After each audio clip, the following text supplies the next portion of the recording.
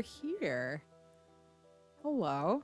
Are you frozen, Joe? Yours might be frozen. My camera is frozen? Yeah, I think your camera is Disney's Frozen. Give me 1 second. All right. It's a pretty good picture of you. It's kind of like an author photo type picture. Oh, it's definitely frozen. Do you have Camera Pro open? It's open. Well, let me refresh the camera. It probably just timed out because we started the camera like half an hour ago. We did. We are so prepared that we're unprepared. There we go. Can you move? I'm moving. Oh, okay.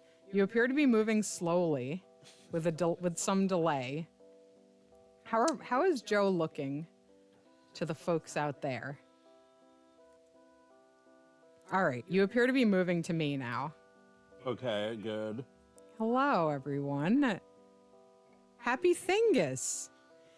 It's beginning to look a lot like Thingus. North, west, east, and south. But the prettiest sight to sense is the milk we will dispense right into your mouth. A very merry Thingus to you and yours. I mean, I should say ours because you're all ours. What's that noise? It sounded like the people are cheering for us. They're happy. No, I think it might have been a distant scream. It was like a Tom and Jerry kind of scream. They're screaming out. They're screaming out in despair and joy because the milk is flowing. We decided to let the milk flow early tonight. Yeah, like Merry some people are Thingus. actually getting killed by the pressure. Like some people are drowning in the milk, but they don't care. I mean, that always happens, though. A few people drown, but most people get to eat. So I would say worth it. All right, we're not playing Perfect Tides tonight. We are just hanging out on my Steam Deck. By perfect tides again. I don't want to play this game, if you can even call it a game. Perfect tides made by Meredith Grad. On a foundation of lies. All right. Perfect lies. Oh, you're thankful for your milk. I'm so glad to hear that. Because there's not going to be another for like 7 months. Well, all right. Well, I was going to finesse this news a little bit more, but there have been milk stoppages, unfortunately. The milk lines are, the pipelines are gunked up. I'm sorry to say. They have coagulated and need to be unstuck. And there are, as you may have heard, there are a lot of problems with the Panama Canal right now, which is where the milk originates from down there, right below us, but we send it on a boat through the Panama Canal and all the way around the world and back again. I don't want to get into the reasons for that, but just trust us, it's the best way. And unfortunately, there are about 15 million gallons of milk right now that are stuck somewhere on the other side of the globe. We're going to get it. Yeah, the pipelines are gunkus. See, I'm glad you have a sense of humor about this because it will be a long time before you get to eat again. So I hope you enjoy the bottom of the milk. The best part, really, the most nutrients. So tonight we're on my Steam Deck, which as you can see, I have like 5 games and, we're going to play, I want to show Joe some of my games and Joe's going to show me some of his games. And, that'll probably add up to, a couple hours of fun for all of us. So what do you think we should start with tonight? I don't know. What do you want to start with? Well, I guess it depends which one of us is playing. Pizza Tower is like our headlining act, so maybe we should do something else first. I could show you this horror game I got, World of Horror, if you want to. Sure. Joining us tonight is on the third mic is the first Mike. Mike, Yeah, welcome to the program, Mike. thank you very much for having me. I'm the first Mike. You are. If you are the president of the milk caves. And you are my bride. You're no. Yeah, no, I'm your bride, and you send me out to, placate the masses, and Oh yeah, Mike Sweet talks the masses real good. Yeah. When I just can't deal with them. So okay, let's play a little World of Horror. I have not even gotten far enough in this game to save yet. It's I mean, you'll see what it's like.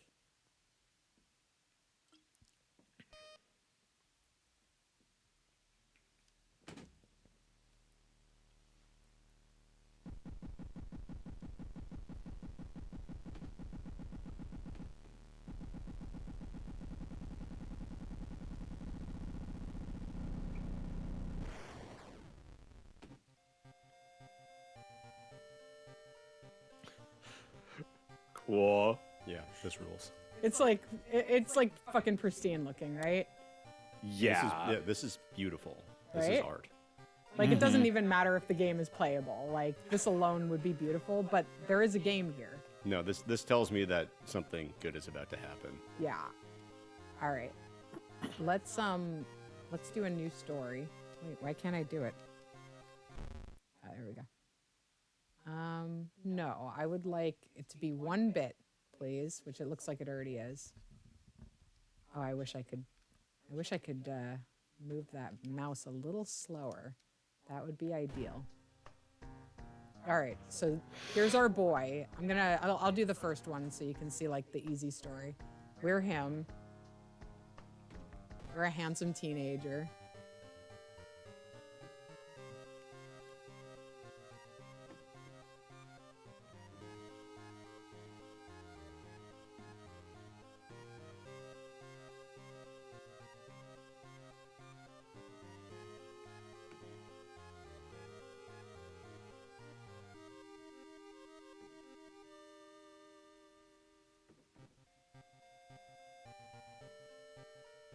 Fucking great pictures.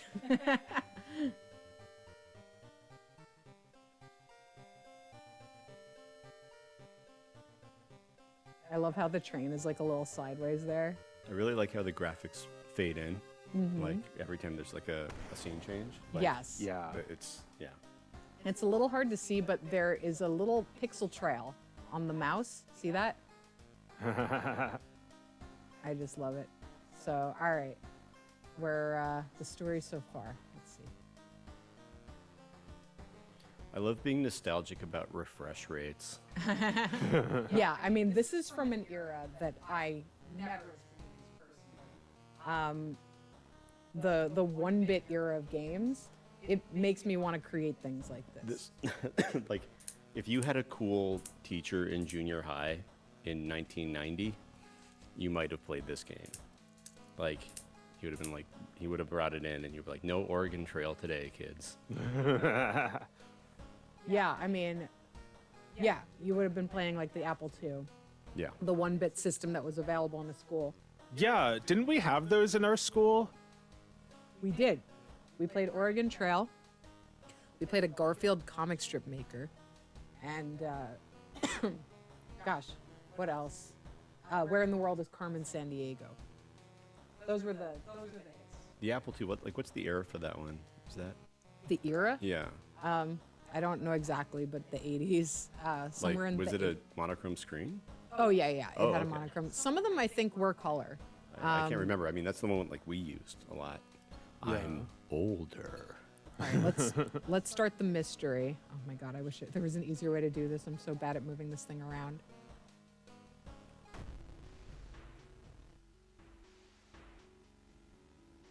All right, another boy from our school has disappeared.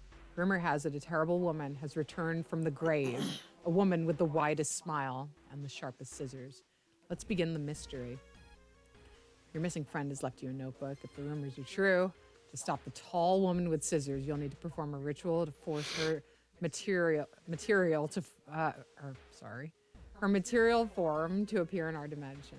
Accomplishing this requires first the drawing of an eldritch sigil and then the lighting of holy candles. You can only hope your friend has left them somewhere around the school. All right, so I'm just gonna go ahead and access my storage where I believe oh my God, this is so hard. Okay. My friend's diary, definitely gonna take that. And, all right, now I got 3 things. I'm gonna see what's in that diary.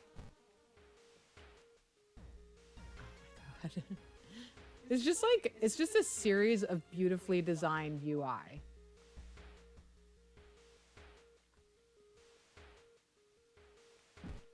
Okay, so Joe, I think we need to have a 3rd genre called You Have to Watch the Video.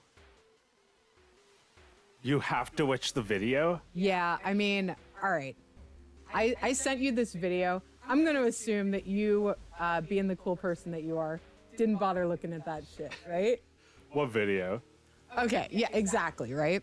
Yeah, I don't watch videos that are sent to me. You don't watch videos that are sent to you. Oh, yeah. I played a little of this video for you, Mike. There was this video that everybody watched this week. Oh, I found a tall woman with an upsetting face. I'll be your new biology teacher. Could you help me move some stuff to my new office? What do you think? I don't know. Help her. Oh, you're so sweet, honey. Okay, I'll help her. Luck check. Success. The creepy substitute teacher hands you some old books to carry. Among the mundane titles, you find one called Extinction of Mankind. You shudder, feeling the teacher's gaze on your back. I love it. She just has a book, How to Kill People. I feel like something's horrible happening within the school. You must hurry and find those items. All right, well, there's nothing here that I can see, and I'm not ready to perform the ritual yet, so I'm gonna have to explore the school a bit more. Oh my God. The only thing I wish for this game is that there was a way to use the D-pad to very delicately select the buttons. There we go. Oh, man. You hear a faint sound while walking outside the biology classroom. Inside is an old anatomy model. Its heart beating. The sight almost makes you sick. -1 stamina. You found an additional page from your friend's diary. Oh, just from walking around. Seems that the blessed chalk was left on the roof. You must hurry and find it. Oh, the roof. I don't know how to get to the roof.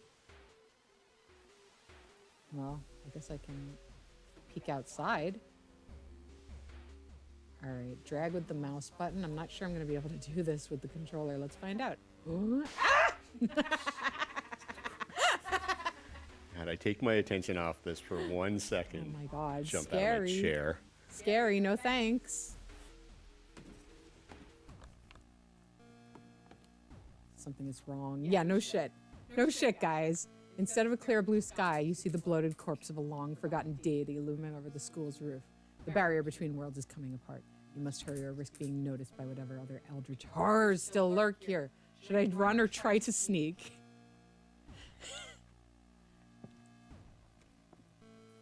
Please hurry! I need help! My default is always try to sneak. Try to sneak? Okay. Dexterity check failure. You raise your head to see the Athiola's single eye staring down at you. You scream as your mind is flooded with forbidden knowledge and your skin is etched with ancient runes of curses. Plus 20 experience. Plus curse. Okay. Oh, his eye changed. Oh shit. Oh yeah, he's cursed now. Our boy. All right, what do we got here? What's number 1 and number 2? Redraw sigil. Is that? Yeah, I don't think that's correct. I think that's it. And then what's this one? Redraw. Yeah, no. I don't think there's anything. I think we still need to find more shit to perform the ritual. I notice a strange black doll propped up against the wall. Of course, we got to check it out. Against your better judgment, you approach the doll. What you see makes you gasp in horror. The doll isn't a doll. Your sudden movement causes tiny black spiders to flee, revealing a white half-eaten corpse. The sound of scissors is getting louder. You must hurry. Like the music's getting distorted too, like when you go in the dungeons in Dragon Warrior. It's Right, just like slower and It gets worse. It gets awful. scarier. Yeah. All right, well, I already see. Needs another. Oh, I can't do that yet. Whatever that is. Louise. Oh my God. Cat's getting up to some mischief over there. Is she getting up to mischief directly behind me? No, I stopped her. She didn't. She was I she was snapped at the her. blinds again. All right, it says everything's ready for the ritual. Shall I? Wait, what's this? Oh shit. Oh fuck, she's coming. Oh fuck. Oh, there she is. All right. The sigil and holy candles don't seem to have any effect on the horrible monster. Have you drawn it wrong? Frozen in fear, you watch as the twitching horror gets closer and closer. It raises its enormous scissors and croaks. Am I beautiful? Prepare for combat. Twisting and twitching, the demon woman enters the classroom, cackling menacingly. Am I beautiful? Oh shit. Okay. All right. So I think the way this works. Oh shit. I didn't equip my weapon. I don't think I have one. Oh no, I don't have a weapon. Oh, I'm dead. Oh, I'm dead. Okay. Well, no use crying over spilled milk. I'll just have to punch her. Fuck. Punching is not very powerful. Oh, kick. Okay. All right, here we go. She's gonna kick my ass. What do we do here? Needs an equipped weapon. I don't have an equipped weapon. Can I waste my turn equipping a weapon? Attack boost. Well, that won't do much. Oh my God, give me a new controller. That would help a lot. Prepare your attack. Oh man, I should have equipped my weapon. I'm so fucked. Wait. What do I got here? Can I check out my weapon? I have no weapon. Can I please have that straight razor? I don't think I can equip it. Oh wait, maybe I can. I guess I don't have time to change the equipment. Shit. Well, I'm fucked. All right. Well, I'm just gonna kick her ass until I die. It's the whole point of turning on this game to begin with. Oh my God, this is so hard to do. The sacrifice I'm making so that we can see this play out.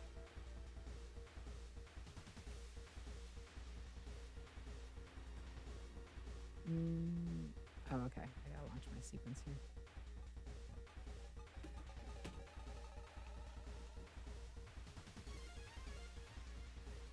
What's going on? Why this isn't letting me launch?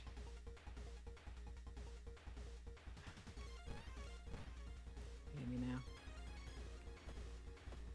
Here we go. Turn 3 begins. More of the same for me. Yeah, the music is definitely like, it grows weaker.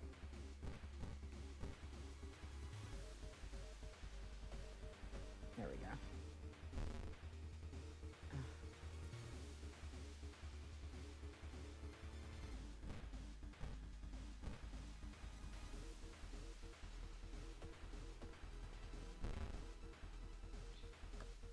Still going.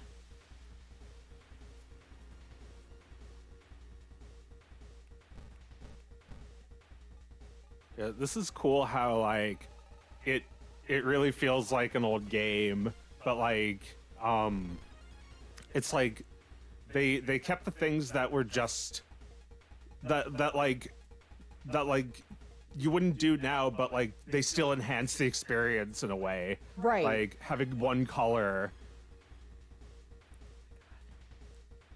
I'm so sorry that this takes forever. There we go. Well, it's like helps you focus on the actual like task at hand. Like there's no extra Oh, I got her. shit. And like staring at that face for 5 minutes was like pretty effective. Yeah. Ugly. Yeah. The ancient horror lies dead on the classroom floor, slowly dissolving into nothingness. The only trace left of her is the large scissors. You stare at them, unsure what to feel. Something tells you you want to keep them. You need them. Very slowly, you pick up the scissors.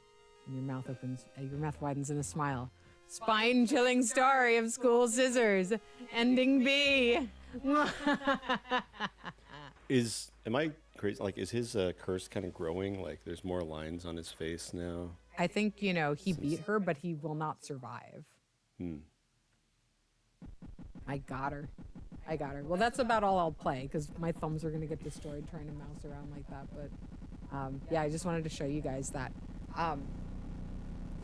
So Joe, there was a video this week. I don't know how much you give a shit about, like, I know you are technically a YouTuber, but I don't know how much you know or care about YouTubers. I mean, I know about YouTubers. It's just that there's like millions of YouTubers. Like, there's enough YouTubers for a country. Like, what do you mean? Do I know YouTubers? No, you're right. This is something I'm constantly forgetting about YouTube, because on Twitter there really are like 10,000 people who give a shit about Twitter, and on YouTube there are like 500 million people who give a shit, right? Right. Yeah. I mean, posts on Twitter get millions of views, but YouTube videos get like tens or hundreds of millions of views. Yeah. So there was a video by a YouTuber called H Bomber Guy. Yeah, I've heard of him. I've seen some of his videos. Okay. His latest one seems like it's getting like even more traction than usual, because I never have heard about this guy. And, Okay. And I just saw so many people talking about this video. It's 4 hours long, first of all, which, like, Yeah, I watched some of it. yeah. Sped up times 2 because. Oh, okay. Yeah, you watch him sped up. All right.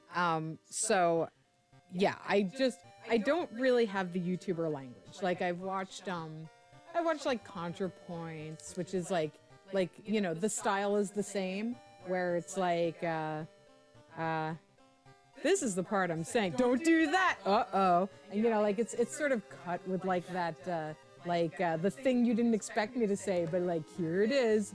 Folks, we're doing this now. That's my impression of a YouTuber. Anyway, he made a massive video about other YouTubers who plagiarize YouTubers, documentarians, journalists, writers. They just plagiarize everything. Well, the one he opened with, I cannot remember the name of the guy he was going after. Philippe was the one he opened. Okay, the one that we watched. Okay. So sorry. Yeah. So the second one was Illuminati, and the third one was James Rolfe. No, No. not the angry video game. No. Oh yeah, Although no. I'm He sure also he's talked like- about the angry gamer. Like, that guy Yeah. was also in there. You're right. He talked about how that guy like made shitty plagiarized videos, and then like a video production company took over, and like every single thing in it was plagiarized, and there was a bunch of guys he didn't know who he was like talking to. I don't know how closely you've followed this guy's videos. There was something specific about like the Internet the one that we historian. saw, like James, what's his face, Yeah. who talked He specifically. talks about like Disney movies. Well, he talks and about movies, like Yeah. he talks about cinema, but he He talks about Disney movies. Yeah. But most of his sources, at least in the clip that I saw, like the 40 minutes that we watched, most of the sources were not readily available like online. Most of it was from like the Celluloid Closet, which is like a documentary about Hollywood, like queer Hollywood from like 1996. Right. And like, or text, like Well, books yeah, and that essays guy- people have written, and like things that are not very easily like accessible to audiences. So I think maybe he That felt guy he did was- that. Yeah. The others were just ripping off less popular internet video makers and writers. Yeah. They didn't Which is even care. even lazier, I guess. Yeah. Well, they don't care. I mean, one of the points he makes is that usually plagiarism happens. Usually you plagiarize people that you consider beneath you, right? Like you don't plagiarize somebody who you actually respect, Yeah. who you would hate to actually catch you plagiarizing from them. You plagiarize people that you're like, yo, you fucking suck anyway. So like, I'm Yeah, doing like it better. nobody than you. knows who you are. Yeah. As far as I know. Yeah. Well, he uses the example of like, not even no one knows who you are, although there's a lot of that. but he uses the example of like Melania Trump plagiarizing a Michelle Obama speech, where it's like she would never plagiarize like a conservative writer, or pundit. She would plagiarize like the other party's hero. So like, That's done intentionally as like an attack because people figure that out instantly. right, exactly. There's no way nobody would figure that out. Exactly. So yeah, it's in general like that's the amount of respect that the plagiarist has for for the person that they plagiarize. It's like fuck you. What are you gonna do? And so he tries to make that point. I didn't get to the end of this video because I feel like eventually he starts going after James like a little harder than anybody cares except it goes him. on a long. It goes on really long, so I stopped watching. But anyway, that was the essence of it. It was a call out video, hours long call out video, but it was also trying to make like a more cohesive point about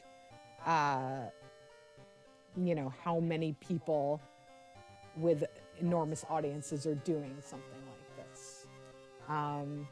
The one that we watch regularly, like whenever he puts out a video, is the gaming historian. Like we watch that guy's stuff pretty regularly, but he only puts out a video like once every few months. Yeah, is he on the list? He's like slow to a crawl. No, he's not on the list. As far as we know, the gaming historian is on the level. Very wholesome stuff. But I don't know. I don't know how much money that guy makes.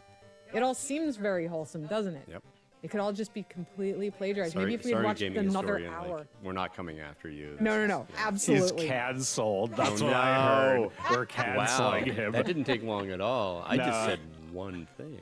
No, I mean, that's how it goes. Yeah. I mean, I watched the gaming historian, but like, if I found out that he was, plagiarizing, then would I really mind? Because I don't know.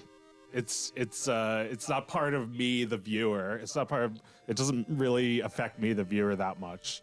I think it really depends on the politics of the thing you're doing, because you could very easily be hypocritical if you were stating a political position and then plagiarizing.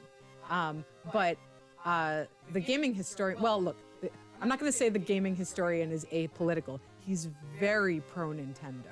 He does not come after Nintendo very much. No, right? no, We have to it's incredibly reverent. It's incredibly reverent to the point of like, it's pretty static when he's talking about Nintendo. So if we found out that the gaming historian was plagiarizing people who like to write about Sega, for instance, like, would that surprise you? Well, there's already a Sega guy. There's a Sega, acolyte that's got his own channel. The Sega historian? No, it's Sega Lord X. Sega Okay. Lord X. Yeah. He puts out stuff like almost every couple days. Wow. It's a lot of. See, if you're putting out that much content, you're probably plagiarizing, because editing video together is No, he it's being generated. He speaks pretty personally about a lot of this stuff. Like he Yeah. talks about his own past, like a lot of it. So he might be inserting. I don't know. Oh, is it Now I'm like just questioning literally every YouTuber and like thinking they're all plagiarists. Yeah, I but- think we might need to shut this shit all down until we figure out what's going on. I don't think we can really trust anybody now that H-Bomber guy has dropped this H-bomb on us. Like, this truth bomb, I should say. Yeah, and he's got that accent. And He's got that accent. His snarky. shirt is burned. Yeah, I'm like, I'll listen to anything this burned shirt man has to say. Is that a missing sleeve? Oh, my ears are wide open. He's like, let me guess. Right now you're like, well, at least it's not this. Well, I've got news for you. It's this times 100. This is a pretty good impression. Thank you. Do you want to play one of my games? Yes. Here, let me make sure it's working.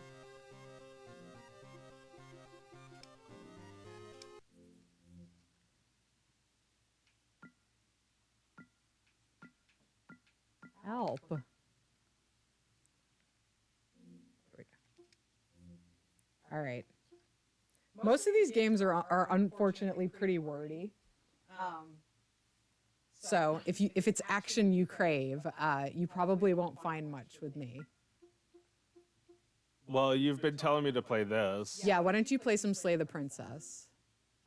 You might have to start from the beginning. I don't know if it's like in process. Oh no, it has to be. Update needed. No! Well, that'll probably only take a few seconds. You Yeah. can go ahead. Yeah. Just to hit the mute when you're done. It's so nice to have you, I'm Mike. just gonna put it in front of Louise, and everybody can hear her purr, which she does nonstop. She does purr a lot. I hope she gets on the camera tonight. That would be fun. Yeah, she's been walking around.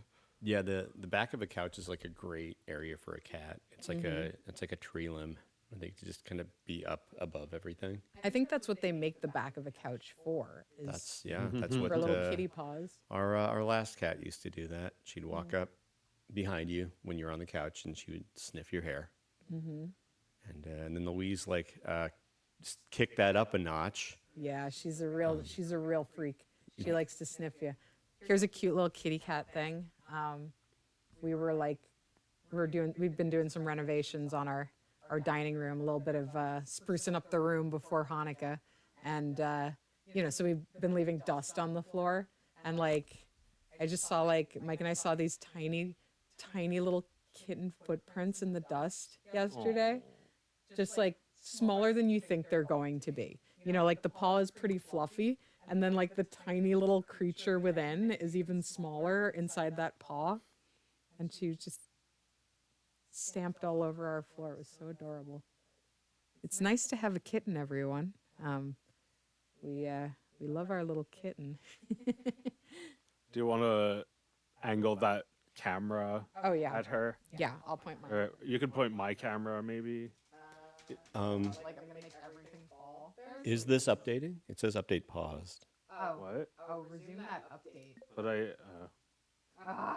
it said validating the whole time. Well, you are valid. Joe, you're valid. Thanks.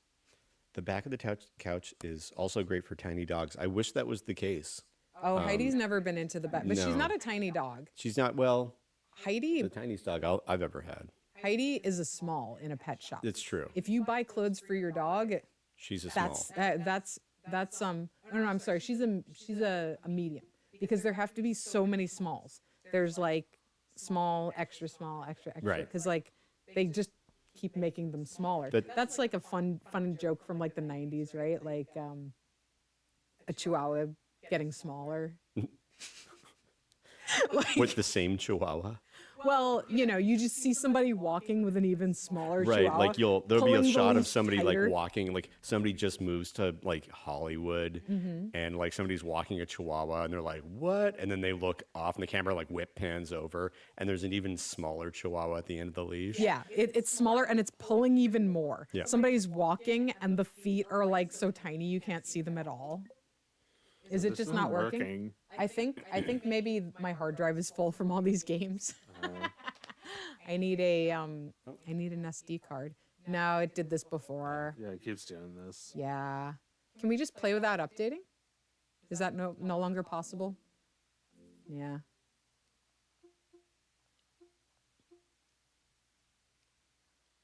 I guess we'll have to slay the princess another time.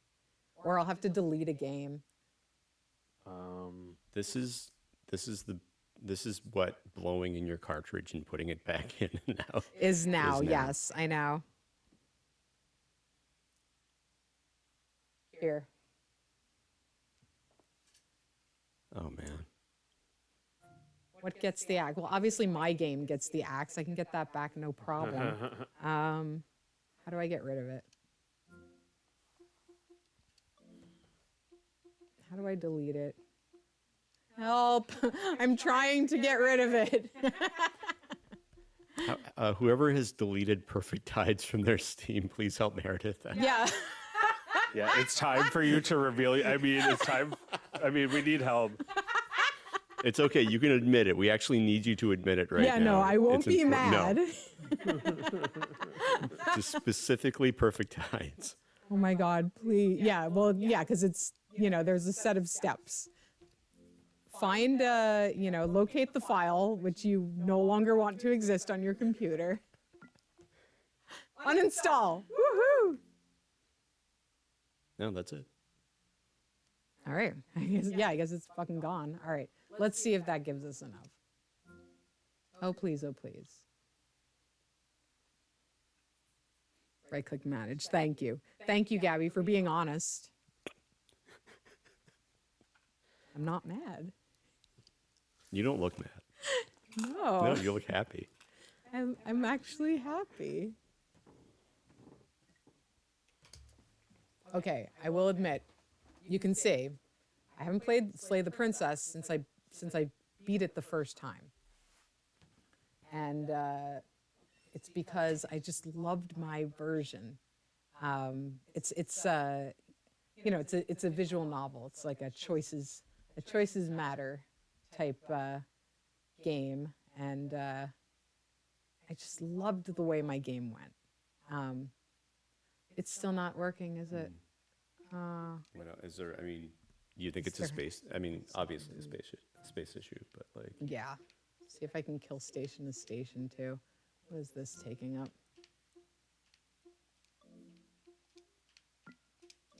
Whatever it is, bye. Yeah, that wasn't that much. Oh my God, I'm just shaving down this entire hard drive.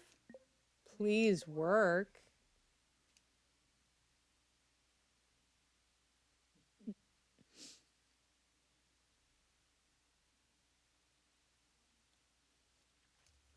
Well, it's fun to watch me use UI, right? Like, that's just as fun as watching us play a game.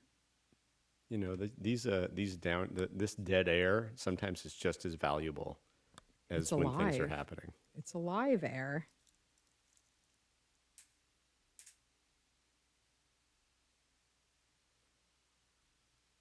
It still didn't work. Yeah, see, that's ridiculous because like Perfect Tides took up like over a gig.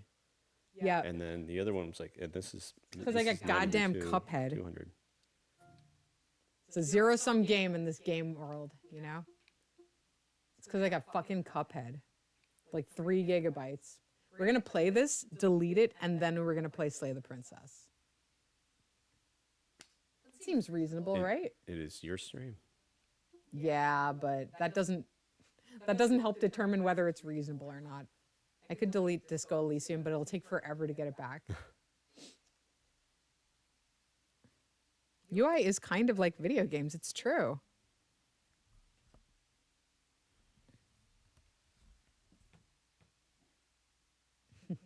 Oh yes, there was a new update. Not 1.2. It's 2.1 or wait, 2.01. It's the latest version has controller support unless you're on a Mac. Oh man, I just got another. I got actually a really. What's the SD card in this? It's like a micro SD. Yeah. What's the capacity? I don't know. Probably like a lot. I got like a 128 a few weeks ago. Yeah. Is that what you have in here? Yeah, man. If you want to try to pop it in, that'd be great. Yeah. Let me see. Okay. The picture might blink out if that happens, but it might be worth it. Then we can have fun.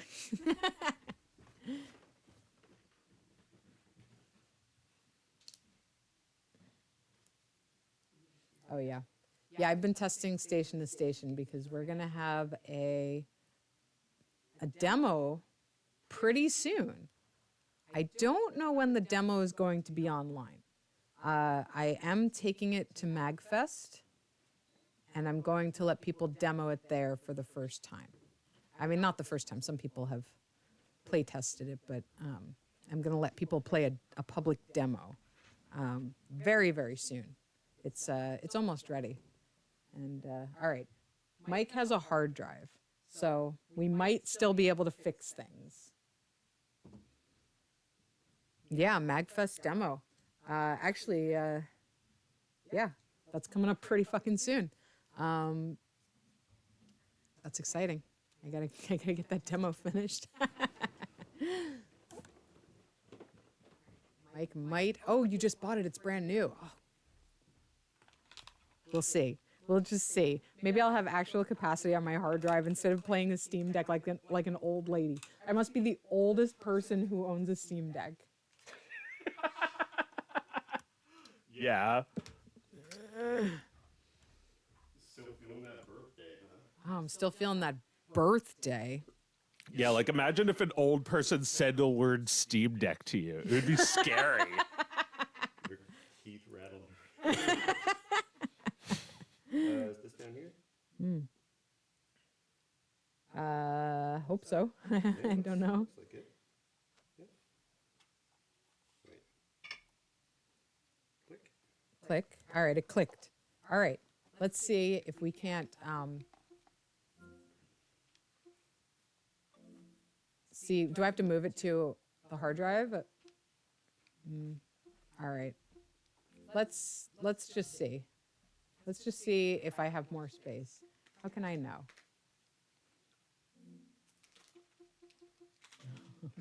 Sorry, everyone.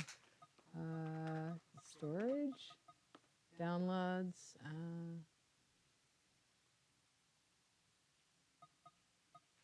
Storage. Here we go. Okay.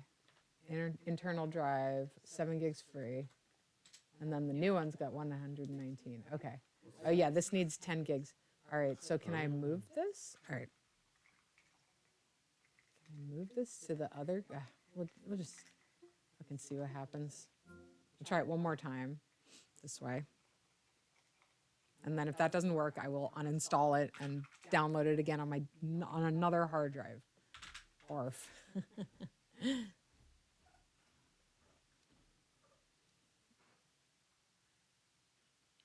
You're thinking of getting a Steam Deck for your brother? Well, if he's like me and he just refuses to play computer games at the computer, then he'll love it. It is very unlikely that I'll play a game on the computer if I don't have one of these things now. So I like it. It's been great for that because otherwise I just wouldn't be able to play indie games. I would just be playing nothing but Nintendo. All right, didn't work. Okay, uninstall. Don't take this out of context. Yes, I am uninstalling Slay the Princess. Ugh. Playable. Steam is so mean. Steam is so mean. They call your game playable on the Steam Deck. Very, very hard to change that as a... Can this download in the background? I don't know if it can. Sometimes, like, at least on the Switch, when you try to, like, download shit in the background, if you play a game that uses any sort of connectivity, it just, like, immediately stops downloading. Yeah. But we may as well give it a shot. All right. Should I play a little Pizza Tower? Yeah. All right. I'm going to refill this, and then I'm going to put on my bib and dive right in. I'm going to say good The night. Tower of Pizza. everybody. Good night. Good night, Thanks Mike. for having me very much. Good night, Thanks for Mike. having me very much. Very much. Yeah, Nice to have I you. say words. Good night, everybody. See you, Mike. Hi, hon.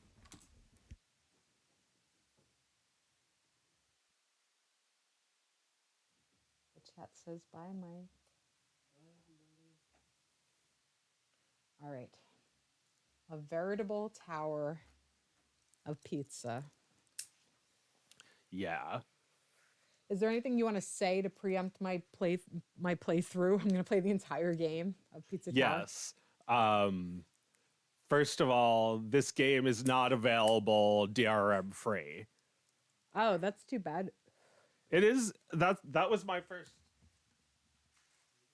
That was my first feeling that like DRM free is cool. Do I really have to get it on Steam? Okay, whatever. Yeah. I guess I appreciate that now. Yeah, for what they put into this game, I think it's fair to just say like we're not cool. Yeah. I mean, no doubt thousands more people. I mean, millions more people have access to this game because it's on Steam. I guess so, yeah. I do remember because I was resistant to the thought of Steam when I was it's taking a fucking long time. Before I published my game, I was a little resistant to the idea of Steam. and I talked to a friend who worked in game development, and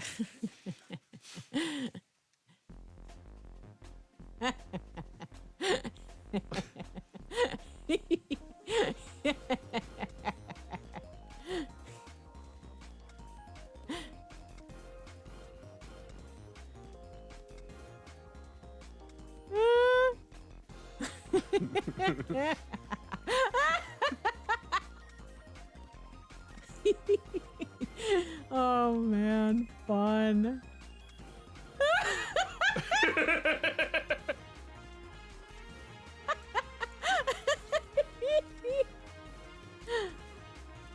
Yeah, I guess I'll also say this game had like a pretty big following for a pretty long time. Yeah. Before it came out. Before it came out, it was in development for a long time. Yeah. Like how long? Like 5 years. Okay. So like there was a lot of testing. People had access to builds of the game. Okay, there was early access for this game. Yeah. Okay. But the game was like in the last year they like scrapped all the levels and redid it. They scrapped all the levels. Yeah, like they said it wasn't working and they like remade a lot of the game. Really? Yeah. Crazy. Yeah, I'll let you get your first impressions.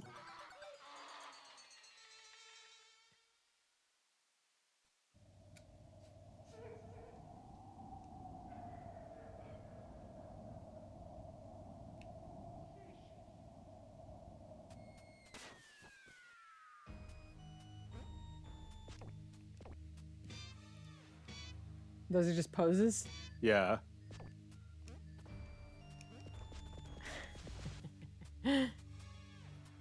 Yeah, that's a taunt. It's like if an enemy is touching you when you do that, then you won't take damage.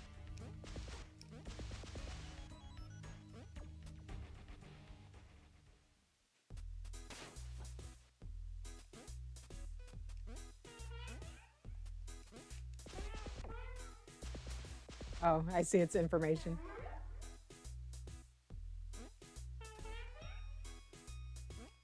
Hold a direction and hold down in a direction. Oh, I see. Pizza, pizza, pizza, pizza, pizza, pizza, pizza, pizza. Da, da, da, da, da, da, da, da, da, da.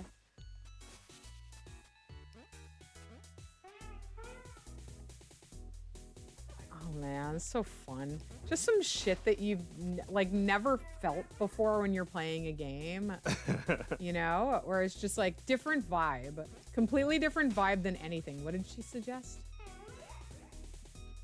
Fire. Gosh. Yeah, there's not too much dialogue in this game, just in this tutorial. I see. Cause like, yeah, I read like a summary of this and it was like, pepperoni, you know, Blancho pepperoni has to stop them from ruining this pizzeria, right? And that's all you get. I mean, they don't even say anything. Like what we saw is what we get. Yeah, that's all you get. It's just straight up gameplay. Well, there is a story, but like it's just sort of implied, right? Like there's this evil pizza guy who is trying to kill you, so you kill him first. All right. I mean, that's how it should be, right? Look at this fucking like Nintendo 3DS looking drawing. Do you get too tired to do them again? No, you have to like jump into the wall. Oh, I see. Yeah, that's it. Ah. Man, it's been a long time since I learned the play controls for a new platformer. Yeah. This game is really similar to Wario Land. I never played that. But yeah, the climbing up the walls thing is not in Wario. Mm-hmm. Wait, what?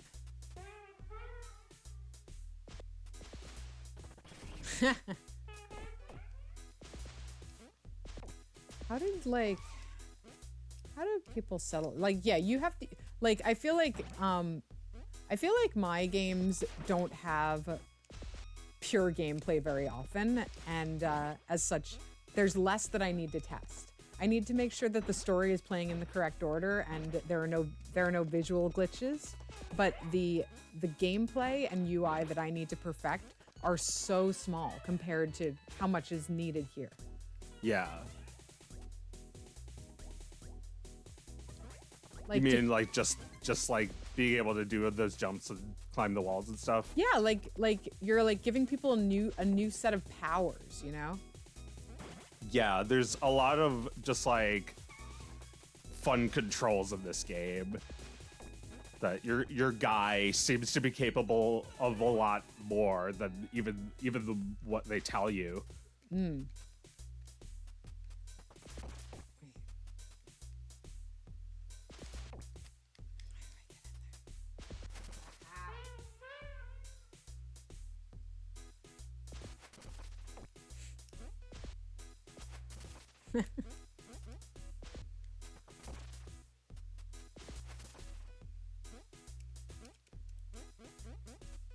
Oh, all right. Hold dash and dive. Why would I ever need to do that? Oh, you use it a lot. Well, I did. Yeah. You do like a midair dive.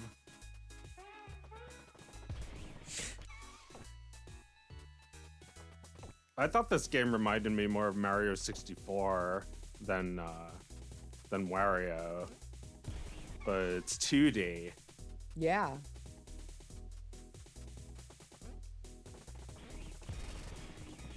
This reminds me a little like Buster Bust Loose. Yeah. It is like that. Except there's no stamina in this game. I'm gonna slip them. Oh, I see. Just don't roll.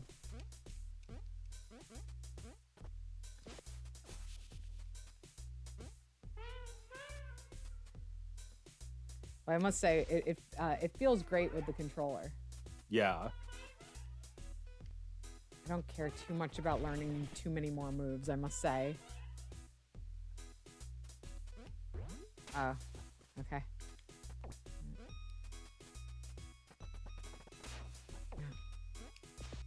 I do this. Turning before falling.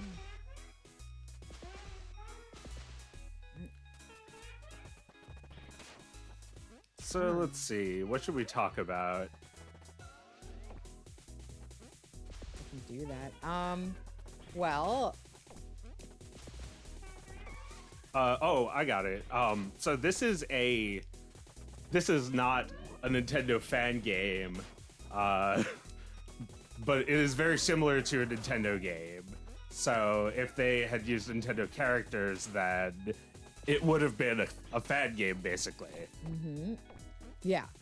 Yeah, no, this is a completely original creation that everyone knows is supposed to be Wario. Oh, I got it. Yeah, everyone knows it's inspired by Wario. But you didn't play that, and I don't think it matters that you didn't play that. No, look, Wario has had his day. Well, No. yeah, I think they made this game because Wario has been gone for a long time. Oh, really? Yeah. Wario's been gone for a long time? Well, this game is, I think, like, there was Wario Land 4 in 2001 for the Game Boy Advance. Uh-huh. That game was great. Like, there's Wario Land for the Virtual Boy in 1990. Yeah, good job. Hey. Yeah, there's one more thing, or there's probably a few more things. But yeah, like the Wario for the, oh yeah, you could move the guy while he's charging. Oh, you really? could like move him left and right to. How do you move him left and right? Just like hold up and left and right at the same time. Oh, really? Yeah. That's it. That rules. Fun. Fun. Alrighty.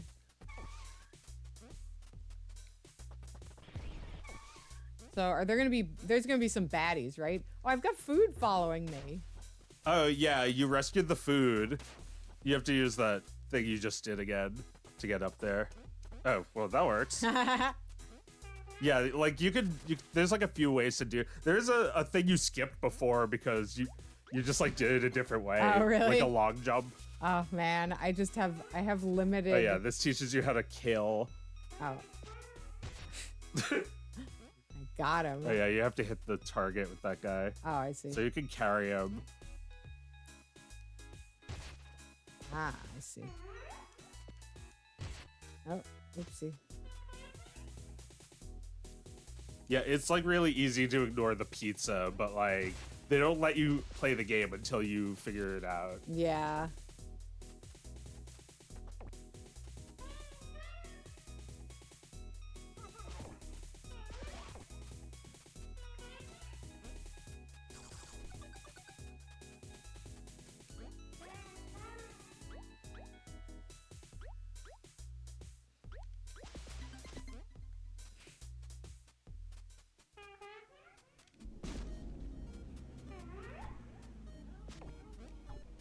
Uh-oh. So that yeah, killing that guy activates the blocks. Ah.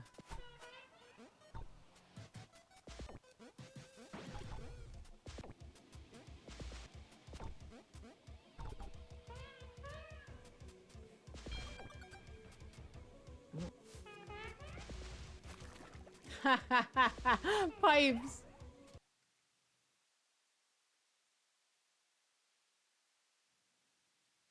But yeah, luckily they were never harassed by Nintendo, as far as I know. I mean, yeah, no, this is distinct enough. You can't get sued for copying gameplay. I guess not. People do it all the time. People have been doing that since always. Yeah. Yeah. You get sued for copying names and shit. Well, did Midway have the right to use Pac-Man for Miss Pac-Man? I don't know. We don't know. No! Wait, no, I already went. No! You Oh, can no. escape.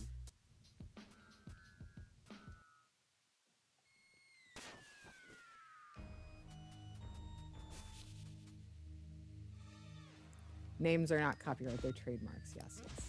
Thank you. Yeah.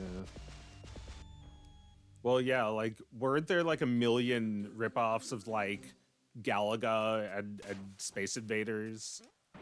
Yeah, I mean, it seems like video games were eating each other's lunch, like, you know, from the start. Like, that's why you have genres. You have genres where the gameplay is, like, practically the same. And I mean, people are making recreations of different eras of games left and right. I'm doing it. People are remaking 16-bit RPGs. People are remaking, you know, Wario and, you know, 2D platformers of yore and great classic puzzle games and shit. I don't know that there's anything in here.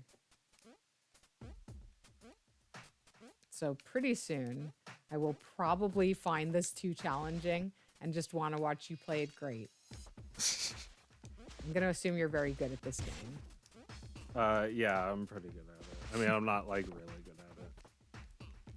I mean, you know, you'll never be like the greatest at it because there are other people on the internet playing it. Yeah. But, oh. I'm laughing.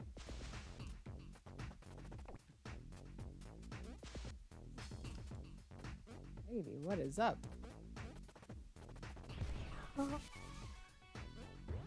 It's her. Arr, the movie. That has kind of a Battletoads feel to it, where you pick the guy Yeah. up and you kick his ass. for a Yeah, few yeah. Frames. Like your foot gets really huge in Battletoads. And this like you do all kinds of shit, like kick him with your foot getting big. Yeah, it's mean-spirited. Yeah, he's like really mad, I think. Yeah, he's really mad because he needs to save the food for his pizzeria. He needs to kill the food. He needs to make pizza out of it. Well, I Oh. think Wah! I think that Pizza Tower makes bad like a bad ripoff of what he does. And that's why he has to kill them.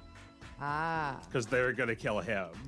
I see. He's the real chef, and Pizza Tower is trying to hone in on his territory, right? Yeah, they moved right next to him just to threaten him. Wow. Oh, forky guys. I keep losing my guys. Yeah. Get out of this. Yeah, those fork guys suck. Uh-huh. It's like a game where you go fast and there's a guy holding a big fork. Fun. Yeah, it is pretty satisfying to just throw something all the way across the stage. Yeah. Boink. Just fuck off. It's in my way. Go.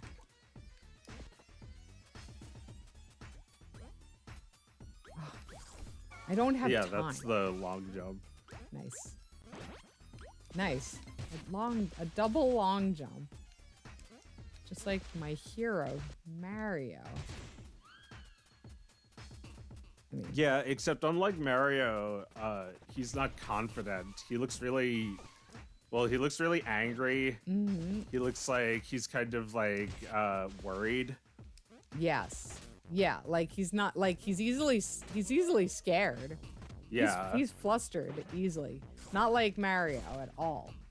Or like Wario, who's like calmly moving through his world, right? Yeah, Wario looks like that block. He's always smiling, smiling exactly like that. Yeah, Wario is not concerned by an obstacle at all. Well, when someone hits him, he goes, ah! Like, I think his pride gets hurt a little bit when he loses coins. He loses valuables when he gets hit, Right? and he screams. But then he's, back to looking like sinister. Back to looking like he enjoys getting hurt, Yeah, right? It's so fun for him. possibly.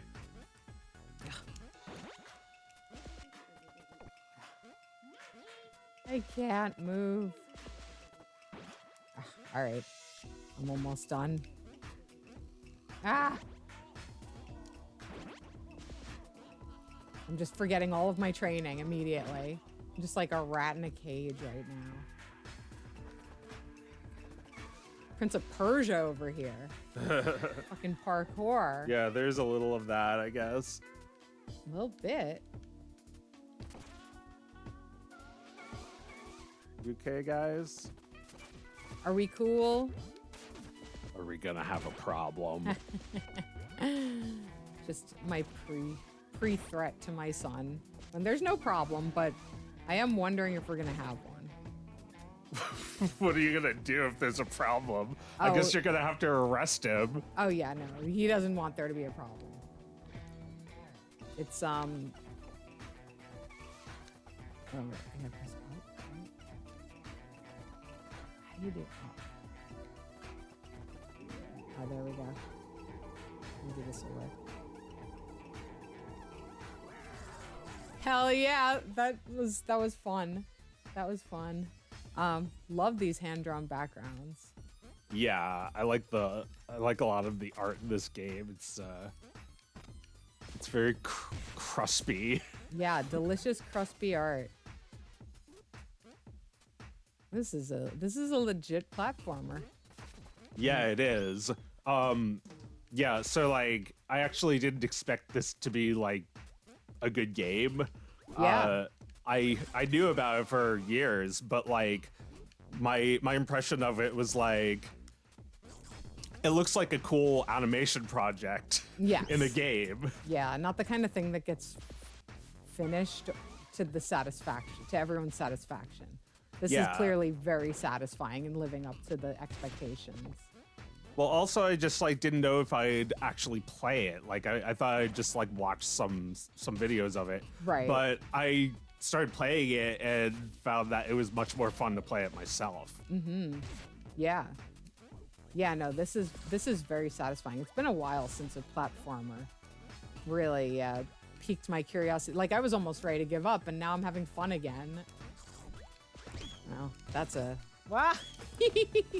Well, yeah, you should just finish this level. Yeah, this is very delightful.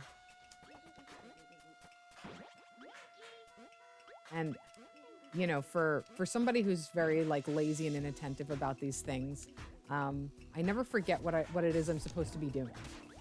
Which I find like platformers, I'm so lazy. I don't want to figure out what the fuck I'm supposed to be doing a lot of the time.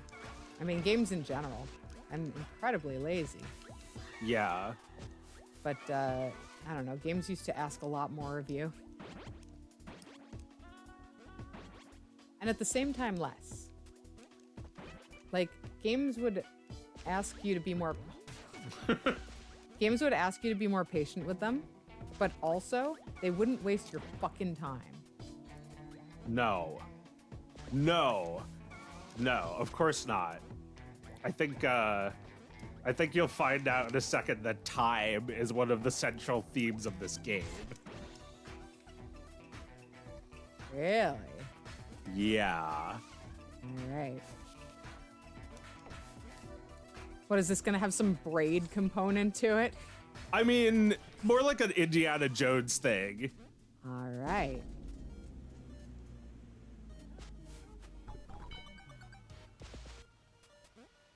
Wait, do I have to get out of here? You have to get out of here. Oh no, and I have to collect time. Well, the time just gives you a little bit extra time. A little extra. Run. Oh man, I'm not gonna have. Ah! I gotta do the whole goddamn thing backwards. No.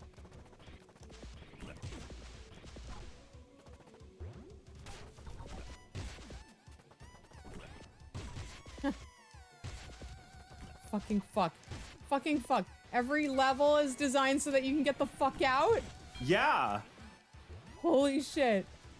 Except everything is like slightly different on the way back. Like there's these blocks that now you can go through. Holy shit. Oh, how do I do this shit again? Forget. You have to air dash into the wall. Ah, there we go. Oh yeah. Uppercut his ass. Oh. All right. That's a great idea. Oh no. Oh man, oh man. Ah! Holy shit, man. Holy shit, man.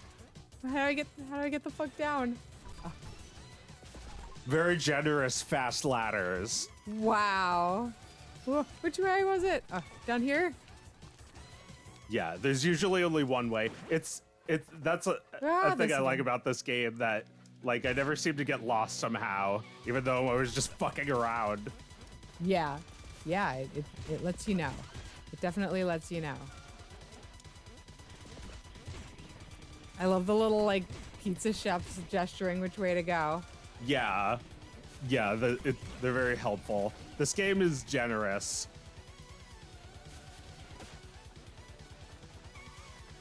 Is this where I began? No, it was the door. It's the door. Shit. That was so fucking satisfying. Mm-hmm. What a treat. Holy shit. Yeah, wasn't that great? That was great. That was terrific. I always think about how my sister Jackie always hated timers in games. Mm-hmm. I always think about her when I play this game because, like, she hated timers, but I think, like, this makes it so fun that, like, the game is really chill on the way up, and then it's totally stressful just for 2 minutes at the end of the level. And that's how every level is structured. Yes, you have to break the block in every level. That rules. Oh, what a beautiful creation.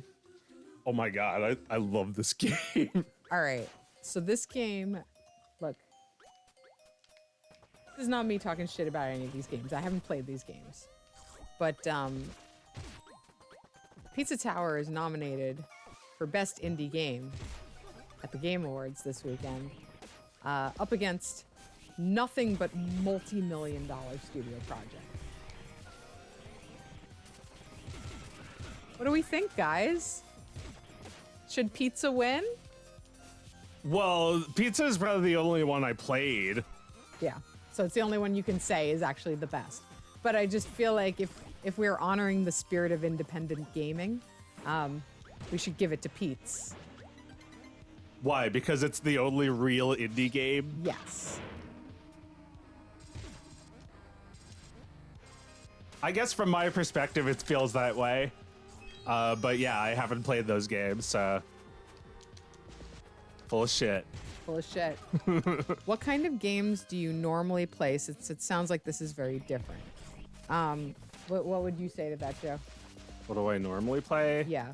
I guess I'm just like I just care about like old Nintendo games. You mostly play older games. I guess. Like, well, I don't play that many games when I'm not here. So what do we play? Old Nintendo games, old like Sega games. That's what I'm interested in, really. I guess I'm interested in more games than that. I play GTA 5 sometimes. Like I played I played Deltarune. I thought that was good. But like these games like Pizza Tower and Deltarune, they're kind of reminiscent of some old genre that I missed. Yeah. Like I thought that those games in particular understood in some really deep way why you would want to bring back this style. Yes. Yes. Yeah, like they didn't just bring back the gameplay of an old Nintendo game. They also brought back like the humor and like the Wario games are all about these like funny faces and scary faces everywhere. It was, you know, just something that wasn't being made. Yeah. Yeah, it's true. It's true. I have not been so elated by a platformer design as this in a very long time.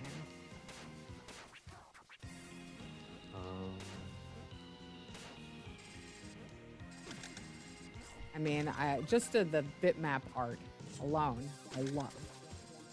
Yeah, it's great. That lets you know it's indie. It really was just like done by one guy. Yeah. Yeah, the animations look like they were done by one guy.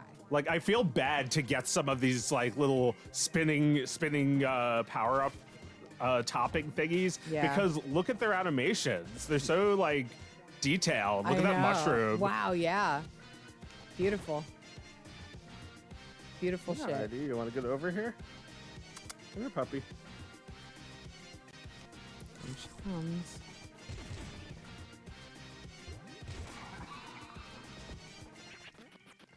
Yeah, I mean, we did spend a lot of time playing Super Nintendo. I would say Joe and I were both influenced in particular by Super NES, and then I'm very much influenced by point and click adventures on PC, and what other games on the computer did I like? I don't know that there were any. I think those were the only ones I really engaged with a mouse. I played puzzle games on my computer a lot.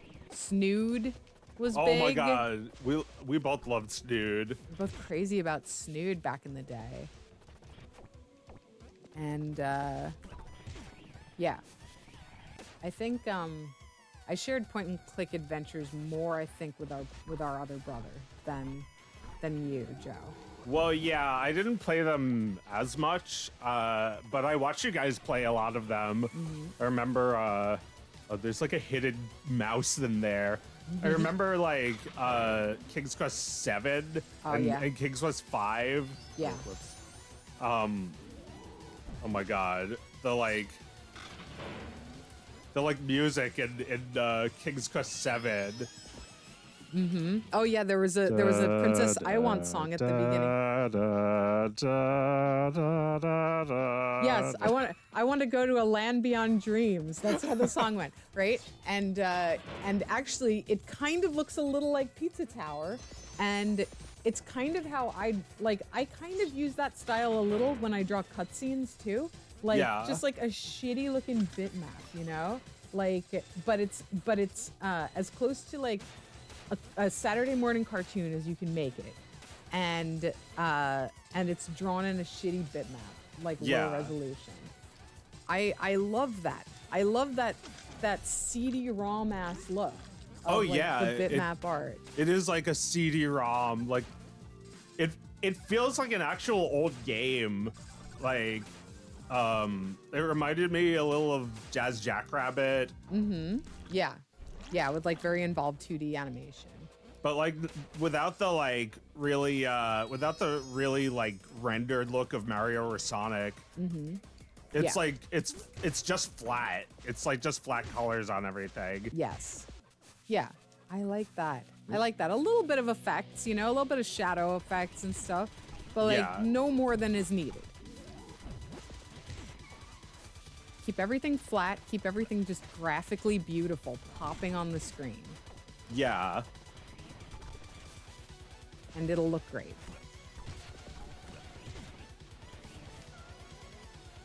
Yeah, it looks terrific.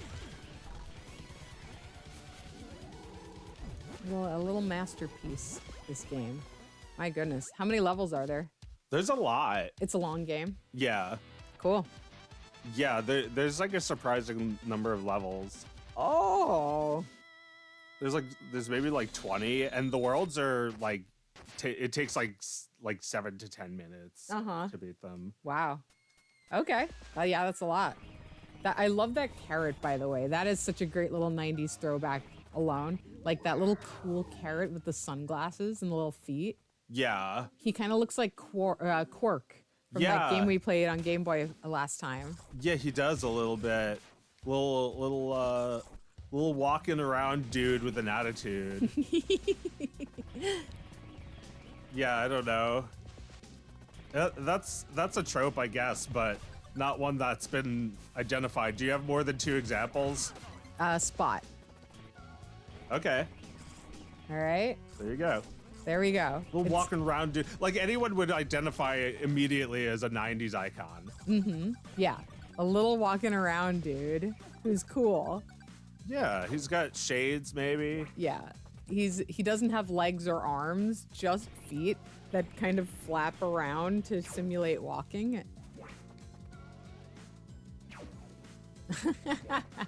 That's when you die. Yeah. That's great. Yeah, you don't really there's no I'm crying lives now. in this game. Okay. Oh, that's fine.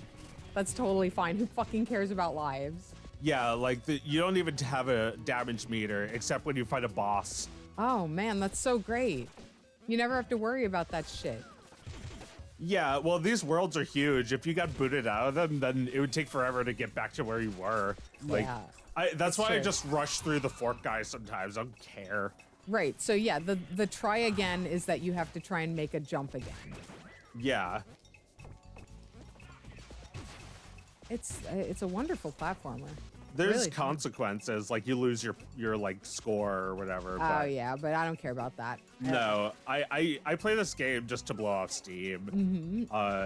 You know, when I try to get serious about the score, I get more frustrated. Oh yeah, I know. No, this is so fun to just like fuck around and Yeah, like you don't actually even really think about it at all, what you're No. doing. You just No. like, you know, sometimes you have to do that to solve a puzzle, but like usually you're just like doing exactly what you're like. These worlds are big, but you still feel like you're going through them linearly. yes.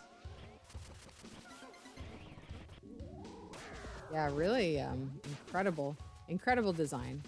This is these are considerations I cannot even imagine having. Is this his first game?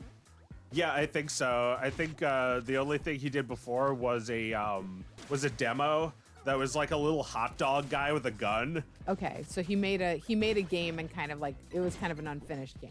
Yeah. Okay, so this is his first release, debut. But he had been practicing for a while. Yeah. Yeah, I mean a lot of like I should have probably like I know that I should have made games before I released one. But I didn't have time. I And I also didn't realize how long my first game would take me. Maybe I thought I was making a small game. But it definitely must help to make a game and not release it, but get feedback on it. You know, get people to play it and get feedback on it. Yeah. I think there may have been the team, I think, was 3 people. Mm-hmm. There's oh no, it was more than that. I think it was like 4 plus. It was like there was 2 musicians, and then like there was the artist who was also the programmer, and then there's like 1 more programmer. Yes. Yeah, that's a very small team. Tiny team. Yeah, there's like 1 or 2 other people associated with the music, and that's it. Okay. Wow. It's fucking Yes, cool. it's less than 10 people, and the main people are like a trio of 3. Right. Gotcha. Oh, Heidi, very brave. She jumped up in the chair with Lou. That's really cute, actually. I need a picture of that for Mike. Yeah. Oh. Capture this for posterity. Oh my god, you two are hilarious right now. You're fucking. Oh yeah. Let's see. Oh my god.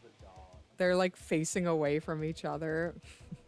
Oh, Joe, the California raisins, do they count as a walking around, looking around guy, or are they too grotesque? That might qualify, yeah.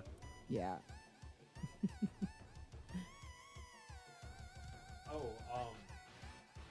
What is the name of that guy? Peter Vincent? Peter Griffin? No, Peter Vincent. The California Raisins guy, Oh. the stop motion guy who did Oh. those ads and the Noid. Oh, I don't know. You're not. What? Okay, Oh, sorry. Yeah, I no, was just ask saying, again. Peter Venison, the guy who did the California Raisin stop motion. Oh, are you wondering about him? No, I was just saying that's who that was. Oh, that's who that was? Yeah. Okay. So, all right. So he he was kind of a zeitgeisty animator at the time, right? And he was bringing the little guy walking around energy. 7-Up, whoever did the marketing for them. That might have been him too. I think Spot was 3D. Was like computer animated? I think so. Ah. Maybe not. I don't know. Maybe, I think he was. Yeah, I don't. Might have been I wasn't stop alive that much then, but I think he was stop motion. I'm not sure. Yeah, there's probably like an early commercial where he stop motion.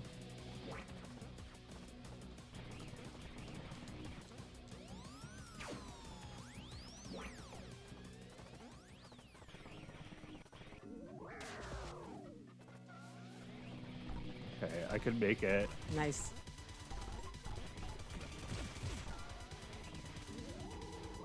Damn.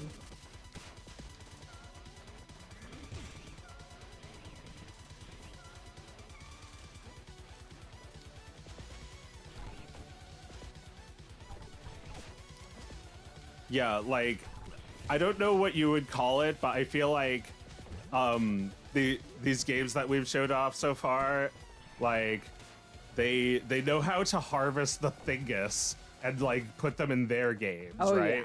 Oh yeah, that's what you got to do.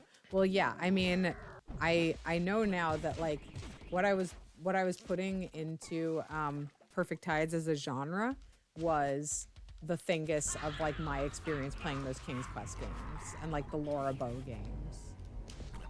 No! Oh no! Damn it. Is there another level I can go to? I don't think we've unlocked anymore, right? There's this one. All right. Mac Tonight, I don't know that one. Mac Tonight is another little guy with sunglasses. I think the sunglasses are important. He's too big.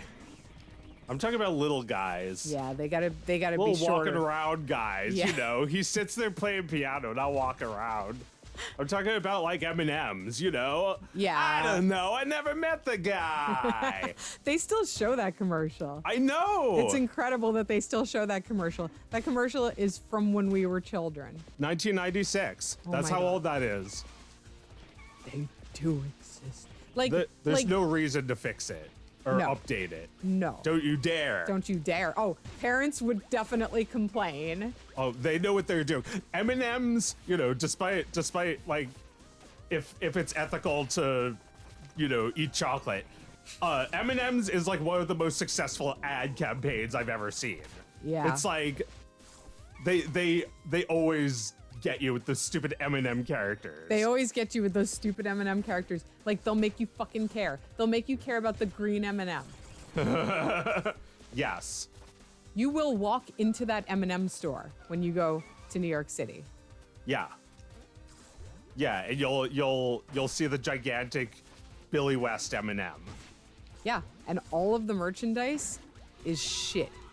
I mean, well, look, you only care about merchandise if you're like a vegan like me and you're not going in there to buy M&Ms. I'm like, what's vegan in the M&M store? This will be fun. And it's just like some of the worst wastes of sweatshop labor you could ever imagine seeing. But it is vegan. Where'd that lighter end up? All right, I forgot about taunting. Oh yeah, I haven't seen you taunt anybody. I always forget to use that.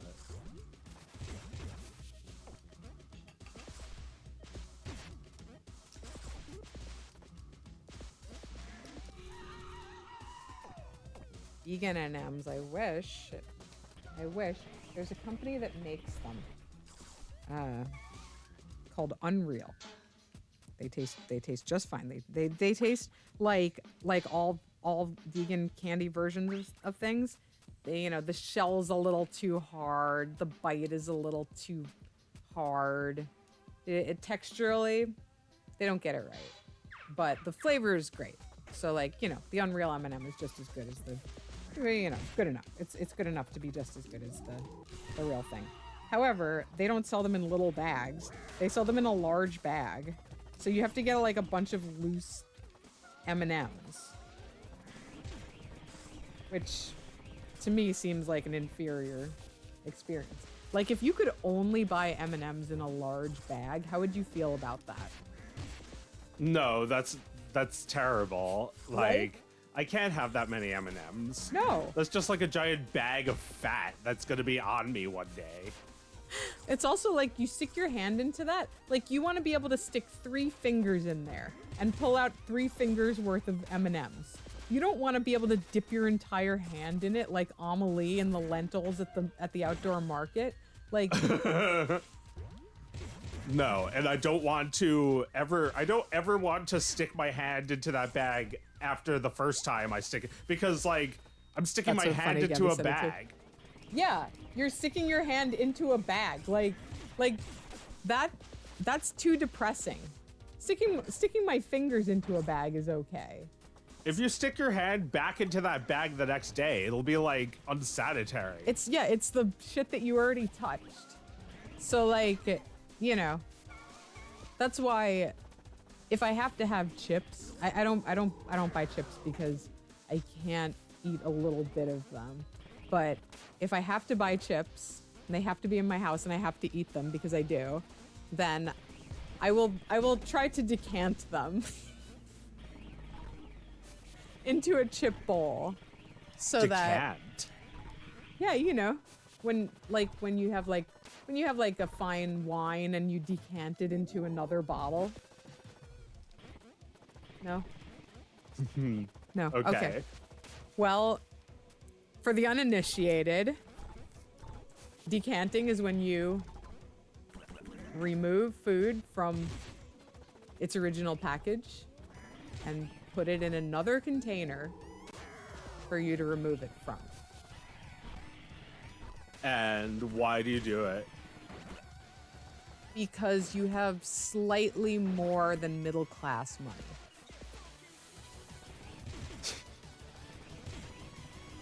I don't know. I think middle class are getting in on it lately too. Decanting. It's all the rage, actually.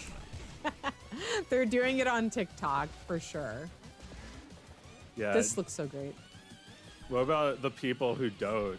They can't.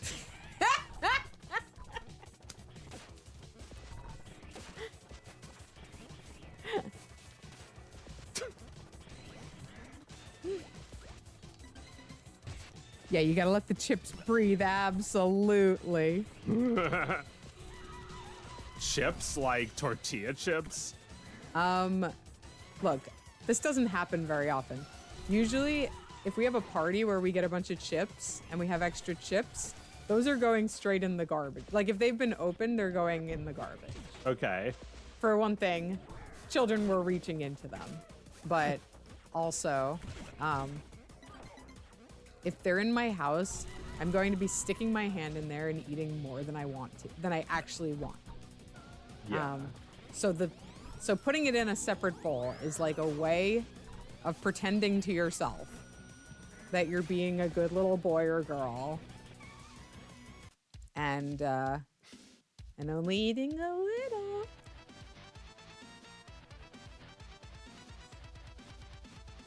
Nice job. All right, I got a question for you, Joe. Okay.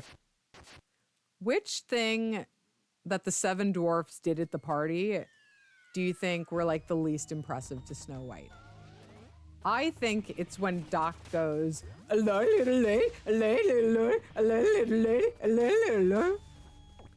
I'm pretty sure that was Happy who did that. Oh, you're right. It was Happy. Unless also it shows Doc doing it. No, you're right. You're right. He doesn't do it. What does Doc do? Doc I feel like he just gets mad at plays. him. He plays a little stringed instrument. Oh, that's He plucks something. No, she likes that. She definitely likes that. She's watching that. Like the camera's watching his skillful little fingers, right? Yeah. That's a dignified act. Doc gets probably the best treatment in that whole scene, right? I don't think she's well, what do you think? What do you think she doesn't like? Wait, let's go through all of them first. There's Grumpy who's on that like organ, and he's like using his butt to play like a gigantic accordion that powers the organ. Well, Snow White, like that wouldn't be very impressive on its own. I do like when he presses the last one and a little bird pops up. Yeah. That's cool. I think though, what pushes it over the edge is that Snow White likes Grumpy. Yeah, that's true. But why? It's because she has to win him over. Exactly. She doesn't like a guy who makes it easy. Okay, well, nobody was really impressed with Sneezy's poem about the polecat. I guess not. He really blew it. Or wait, that was Bashful. That was bashful. That was Bashful. He was too bashful to say it the first time. Yeah. Yeah. He tells it, but he practically dies telling it. He's so embarrassed. Yeah, but I don't know. She doesn't think that's charming. Maybe, no, you're right. She probably does. She thinks it's cute. She thinks it's cute. Probably better than Sneezy. Sneezy has less of a chance, I think. He's Sneezy. All Sneezy does is ruin the party. He makes everyone run for cover at the end of the party. Yeah, he ruins things. Yeah. Are there any other acts in that party? There's Sneezy and Dopey standing on Sneezy. Dopey is standing on Sneezy's shoulders in that costume. Oh. They do a dance. She loves that. Yeah. Yeah. Yeah, that was good. Absolutely loves that. I mean, that's the best one, right? Who are we forgetting? I feel like that wasn't Yeah. 7. Yeah, we are forgetting someone. All right. So Happy, we talked about absolute dog shit. She did not like that. Grumpy was playing. Yeah, terrible, terrible yodeling. Okay. So Okay. yeah. All right. Grumpy so is 2. Grumpy's 2. Doc Bashful. plays the thing. Yes. Bashful plays. Wait. does the Sleepy. thing. Sleepy plays he plays like a. What is he playing? Like a little clarinet or something? He's like swatting a fly away from A fly goes into his face and he gets. Oh, Dopey's playing the drums and he smashes a cymbal into Sleepy's face. Oh my God! Right. But Sleepy is like warding off a fly while he's playing. Like that's how sleepy Yeah. he is. There's a fly buzzing around his face. Yeah. No, I think the fly comes in a really good, like, convenient time for the music. Like, Yes. right after he finishes. yes. Great apple. Oh, he's a bell pepper. Oh, very nice. So great. Oh man. Yeah, I like how the pictures are laughing. Yeah. I love the animation that kind of plays backwards and creates these like bouncing characters. Yeah.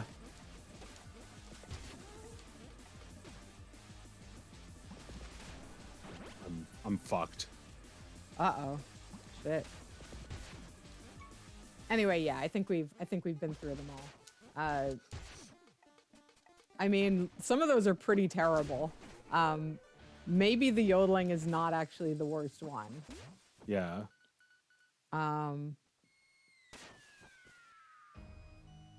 I thought it was hard to top, but I had forgotten how bad the other acts could be. Are they bad? They're not bad. There's some of them are not impressive. You know, everyone's having fun. It's just a party. But It's not- like they're playing a song. What does it matter which one was most individually impressive? They Well. sounded good together, didn't they? Yeah, they made for a great song, didn't they? That's the best song, isn't it? Oh my God! In Snow White and the Seven Dwarfs. Yeah. I guess I gotta think about it for a second. I don't really. That is the best song. Da, da, da, da, da, da, da, da, da. They were gonna go with something much worse. Were that they? they replaced with that, and it was a Really? good decision. Yeah, I was just watching a video about this like the other day. Really? They had Uh, another song? Yeah, what was it like you're never too old to be young or something like that. It sucked. It was bad. Yeah. No, like they were talking about how it's like, you know, like part of the process to like remove things that were already made, and Oh. it just happens, and it's, you know, it's always a hard decision, but like, you know, Walter was always the one to make the decision, and it was usually a good decision. Wow. Wow. Okay.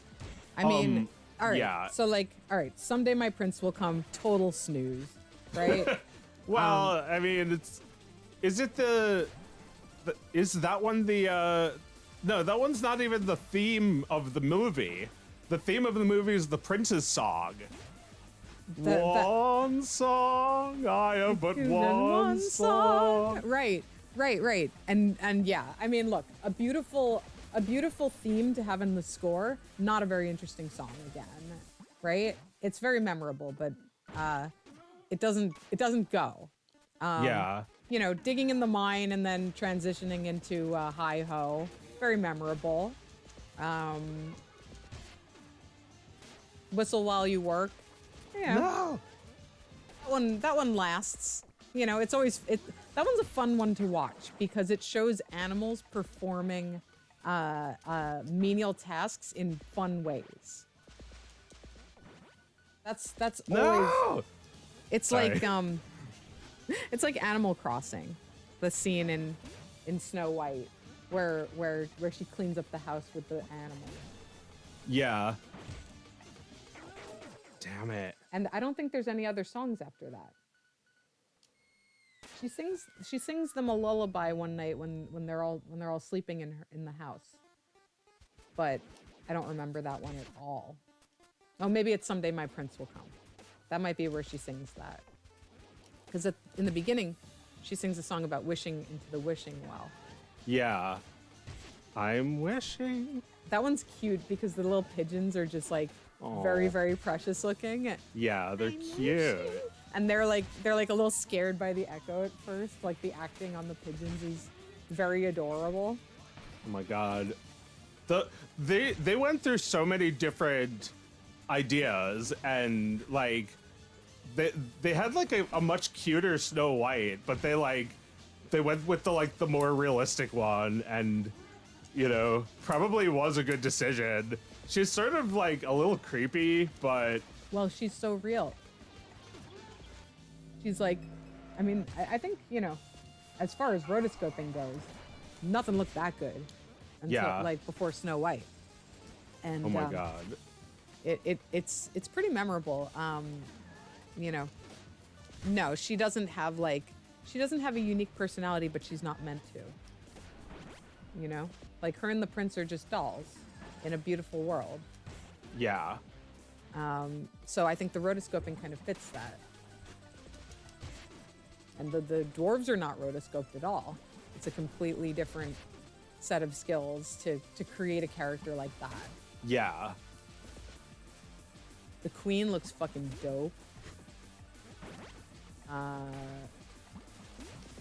The woodsman is scary. Like he's got kind of he's rotoscoped too, so he feels very real.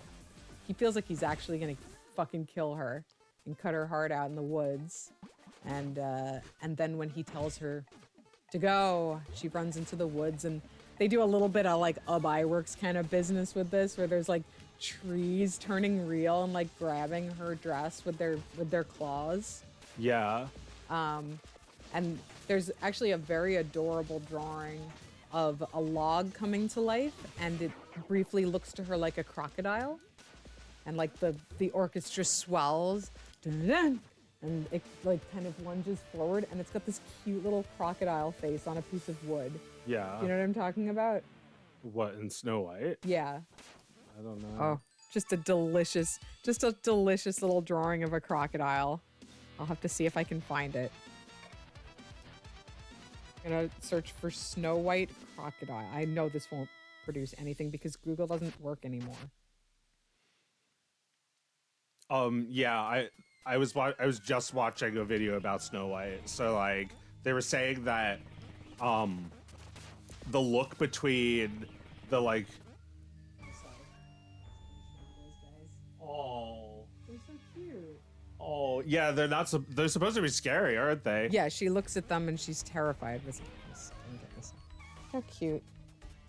But like he was saying, like Walt himself was saying that like he had to put his employees in school and like have them like vastly improve their skills at life drawing and stuff like that. Oh my god. For them to even attempt what he had in mind.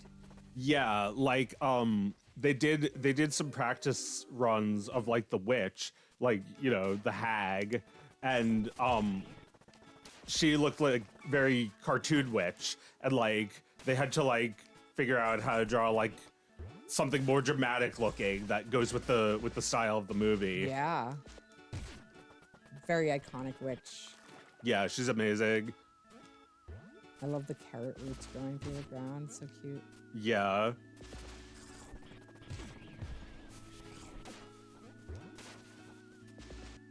But like, can you believe that like there was a huge jump between those silly symphonies and Snow White? Oh god, and, yeah. And then the jump between Snow White and Fantasia. Well, yeah, Pinocchio was next. The jump Yeah. between Snow White and Pinocchio. Oh, is yeah. Unreal. Yeah, ridiculous. They went from making things believably alive looking to making Pinocchio, who was believably lifeless. Yeah. He's just like Yeah. a dead puppet. Yeah. And it's like, how did you even animate this? It's like more impressive than when he's alive. It's incredible. It looks so real, like he's really dead. Yeah, yeah. Thank you. No, it's terrific. And then yeah, within like the first 10 years of his movies, Disney has like subverted the form like 5 times, and found very close, like accelerated immeasurably the standard for like what great feature quality animation was going to be. Yeah. And then like the needle didn't even get moved that much after that. Sorry to say. No, I mean, how could it? Like, Disney, from Fantasia, they like went on to make like some propaganda films. Yeah. And like those propaganda films are so cool looking. Yes. Yes, but they were like taking all of that expertise from those first few beautiful movies and doing that. Yeah. I mean, the Masters went on to do other films, but like the visionary spirit diminished over time. And, when they figured out how to like Xerox their frames, these movies got cheaper looking. And never really got more expensive looking again. No, they only got worse looking. Yeah. I mean, when they fired all those women, right? Oh, the ink and paint department? Yeah, they were women, and they fired most of them because they don't really need people to do inking. They just need like 1 or 2. Yeah. And then later on, in the 80s, they didn't need people to do painting anymore. Yeah. And now everything looks the fucking same. Like, Disney and Pixar pretend there's a difference, and there isn't. What is like the official branded difference, style guide difference between Well, Disney and Pixar? It's hard to explain it, but like just picture like one of Disney's princesses, right? Mm-hmm. Like the new one from Wish, Okay. versus like Merida, which is like a Pixar design that has like those Bo Peep eyes. Yeah. Oh my God. Yeah. Well, actually, unfortunately, I feel like they've gotten more and more like the Disney style and Yeah. less like the Pixar style. It's the Pixar true. style is more like generic than ever. Yeah. No, I mean, I never know if a movie is going to be Disney or Pixar when I see like a still image from it. Yeah. I would have no way of distinguishing. I know that critics are going to poop their pants over it more. That's the only difference I can find. What, that critics care more about Pixar movies than Disney Yeah, movies? they're more willing to be critical of Disney movies because Pixar's were critical darlings for so many years. Well, yeah, like I don't know. I feel like Disney should just make 2D animated movies again. I mean, or I guess maybe they're not going. aren't these movies expensive? Like, aren't these 3D movies really fucking expensive too? Yeah, but I feel like the decision to make them 3D is usually to save money, right? Well, I mean, you can make them faster, right? They have to be faster. Yeah, I guess. At some point, because they used to be more expensive, at some point they got cheaper, and it's been just make that ever since. Yeah. I mean, a lot of it does look like cheap shit, I gotta say. I don't watch a Disney movie and think, wow, this looks so expensive anymore. No, not anymore. No, like when you watched when you watched Sleeping Beauty, you were like, this shit looks expensive. Oh yeah. Yeah, when you watch like what's something that's like even more recent than that feels like they've like The Lion King looks expensive, but like That was a B project for them. oh But yeah. The Pocahontas was the A project. Oh, wow. That looks expensive. Yeah, it does. But like Wreck-It Ralph doesn't look expensive to me. No. I wouldn't really be able to tell you what makes a 3D animated movie expensive. Because Final Fantasy: The Spirits Within looks expensive. It does, because nobody was rendering with that kind of detail back then. Yeah, nobody had hair. It was like a new thing to have hair. And like realistic human features rather than like, you know, Pixar human features. Yeah, Pixar humans were they were not on screen very much. No. But they all had a skinny little waist and a big ass. All the same. Like the Pixar mom look. Yeah, there's a lot of Pixar moms with big asses at this point. It's like it reminds everyone enough of themselves. What, their ass? Well, it's the most like crowd-pleasing shape that a mom can be. Like, look, she's not perfect, but then again, some people like an ass like that. Yeah. I mean, Everyone. Some I mean- people, all of them.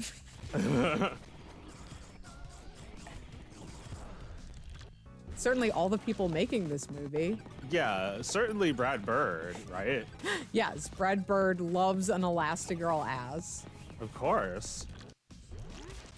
And the ass of that chef in Ratatouille. That's just a regular ass. That's not a mom ass. I'm sorry to talk in such crass terms, but this is what their production meetings sounded like. Well, yeah, like, you know, there's like the character that gets killed off, like the chef or the wife from Up, and then there's like the character with the huge ass, and you know, they've never killed a person with a huge ass, so No, you can kind never. of tell who's gonna live. Oh my god, you're absolutely fucking right. The person who dies is you are never going to think about her ass at all. You're going to be thinking about her hopes and dreams. They don't even show her ass, just to be safe. We never even know what kind of ass she has. You're meant to think that, what's his name? The old man? Carl? That Carl has no need for her ass either way. Which is a cruel assumption to make about a man and his relationship to his wife. Like, when Carl thinks about her, he doesn't just like drift off into thoughts about her ass. Grow up, everyone.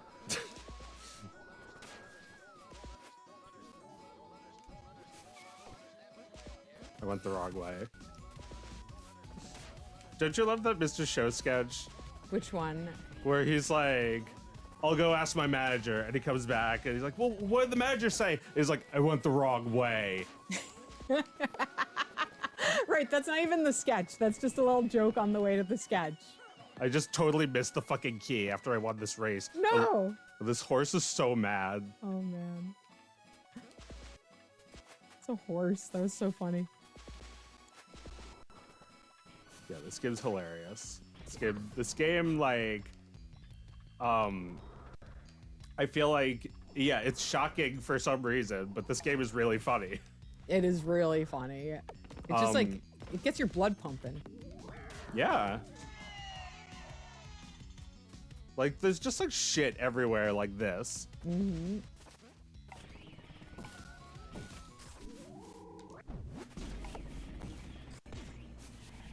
All right.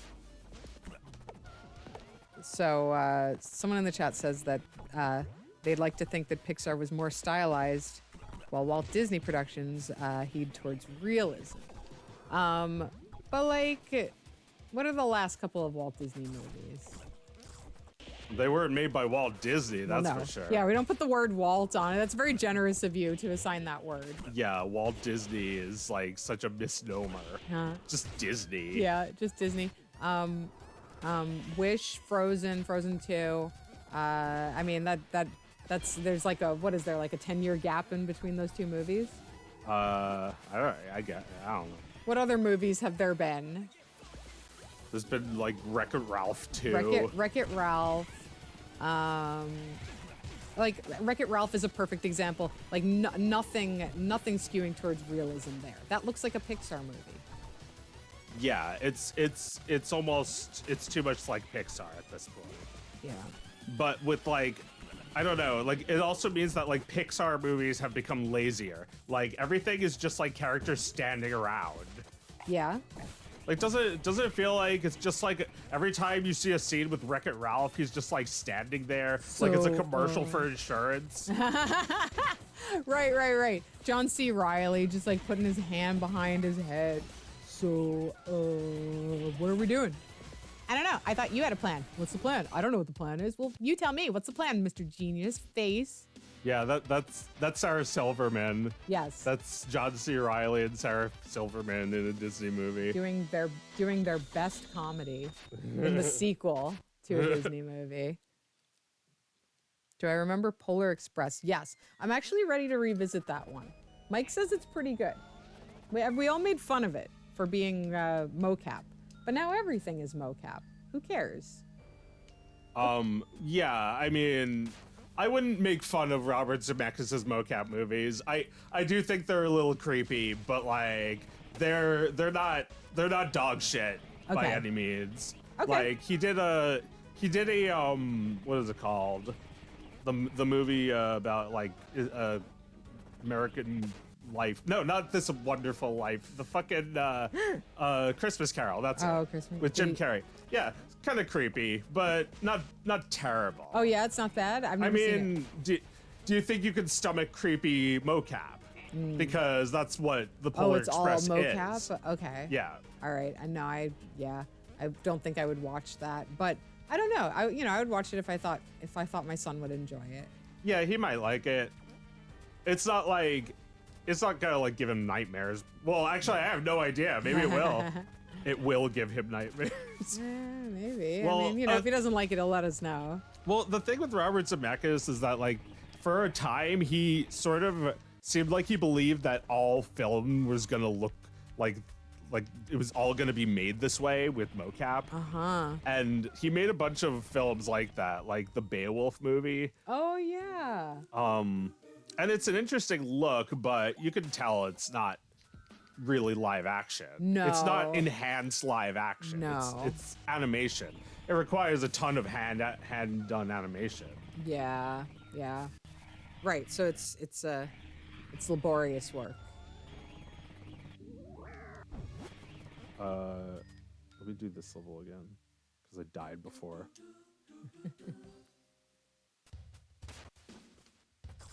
Yeah, well, that's something they sort of don't want you to know, because it's like something about the, like, I guess, like, back in the day, by which I mean like 2008, mocap systems were really expensive, and they've kind of come down, but like, to sell movies like Avatar and like Beowulf and stuff, like you need, I guess you need a lot of money. So like, yeah, like it was kind of like this pushing this idea that like mocap was going to make movies a lot more realistic or whatever. And I feel like there was kind of a fear that mocap would replace animation. And I don't know, you tell me if it's happened. No, because only James Cameron's movies look good. Are they? Oh yeah, they're Avatar. So you have like, yeah. I mean, that needs mocap. Yeah. You need mocap for that, but also a lot of it is done by hand, and it's because the like characters they're not specifically human. There's an amount of their proportions being changed for the character. Yes, their bodies are longer. And that's kind of, I feel like, that was the flex in the first movie, that their bodies are longer than human bodies, and therefore would not be easy to motion cap. And and in the second movie, the flex is. Have you seen it?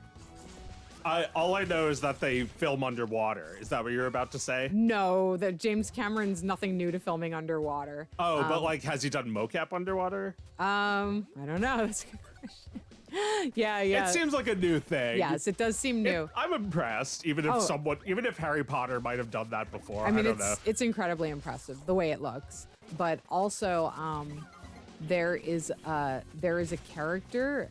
There's a human character that lives with the Na'vi, and he's in almost every scene. Like every scene he's in, he's with a whole bunch of Na'vi, and he's interacting with the 3D world and them seamlessly Yeah. the entire time. Like it always looks great.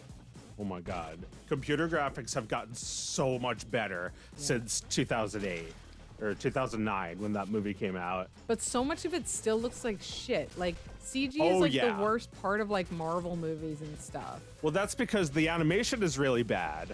I was watching like the old Transformers trailer and thinking this animation looks pretty good, but I bet the animation quality gets worse and worse every movie. I've never seen any of those movies, and I'm for some reason very confident that they just get worse and worse looking.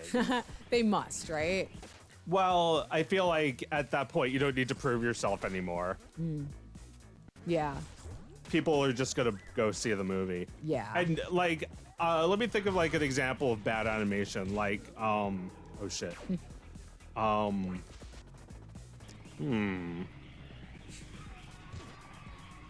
Nice. What was I looking at that I thought was badly animated? What weren't you looking at? Yeah, I guess I do feel like most animation doesn't impress me. I like the animation in this game because it's purposefully wrong. Yeah. It's not trying to be good. No, but it's also got excellent physics to it. Oh yeah, I really like how this game feels to Yes. play. Yeah, the gravity of it feels right, and the weight of it feels right. So it is good animation. 'Cause Yeah, that's all that's important. The drawings don't have to be good. Yeah. The in-betweens don't have to be clean. no. This game is very unconcerned with the in-betweens looking right. Yeah, they're funny looking. They're just like a blur. Yeah.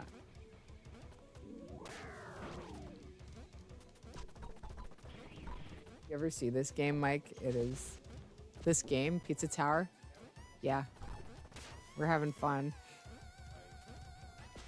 I heard you cackling. Just great drawings.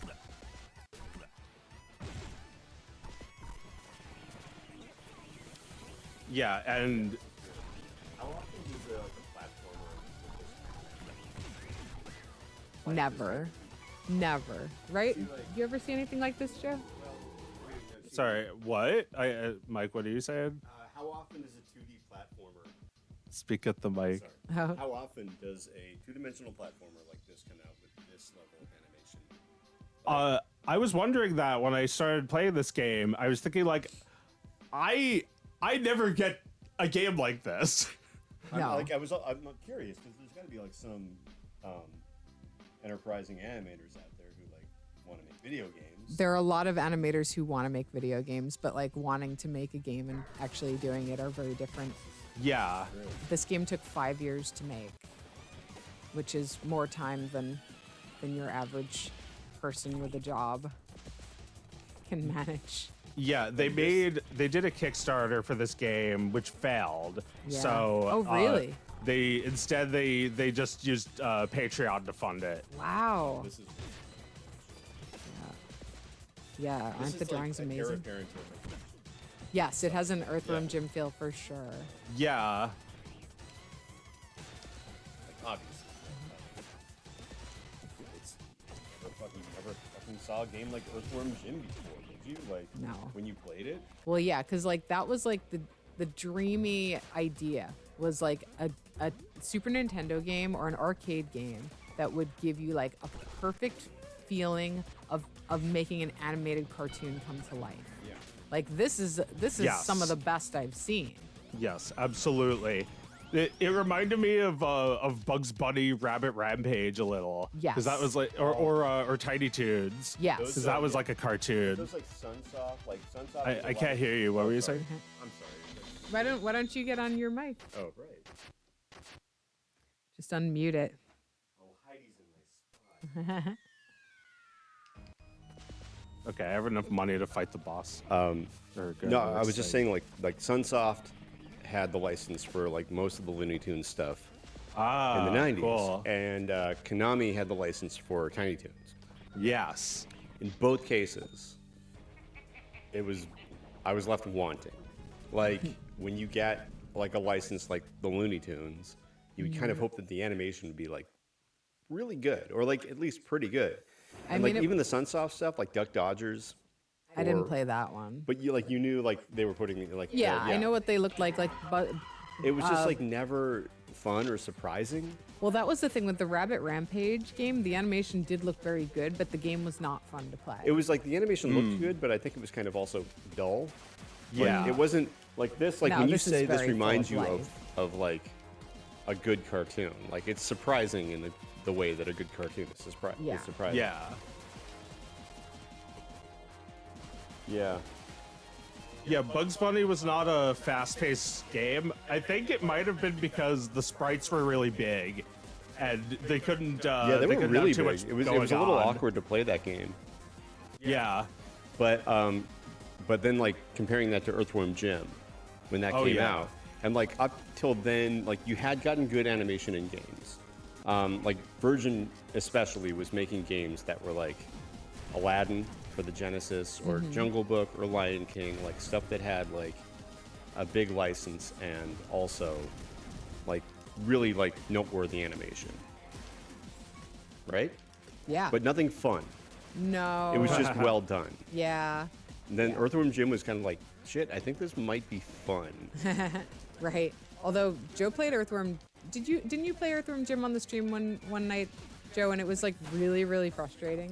That game is so hard. It's a really fucking frustrating game to play. Like, the biggest asset it has is that it's kind of weirdly animated Yeah. for, it's like, true. you know, the time. Oh yeah, no, it has great animation. I mean, Dragon's Lair also had awesome animation, except that it's not actually playable. No. I mean, there are people out there who, like, know the moves. They know, like, when to go. Yeah.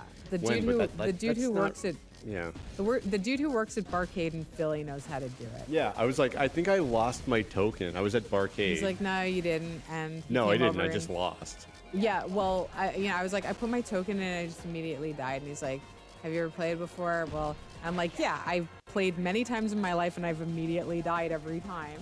And he's like, all right, well, I'll get you through a little of it. And he like just played like a few of them just perfectly. And he must have done that, he figured that out so when he many was like times. 12 years old. But like right? that is the policy at Barcade. Yeah. If somebody says Dragon's Lair doesn't work, you give them their token. You come over and Yeah.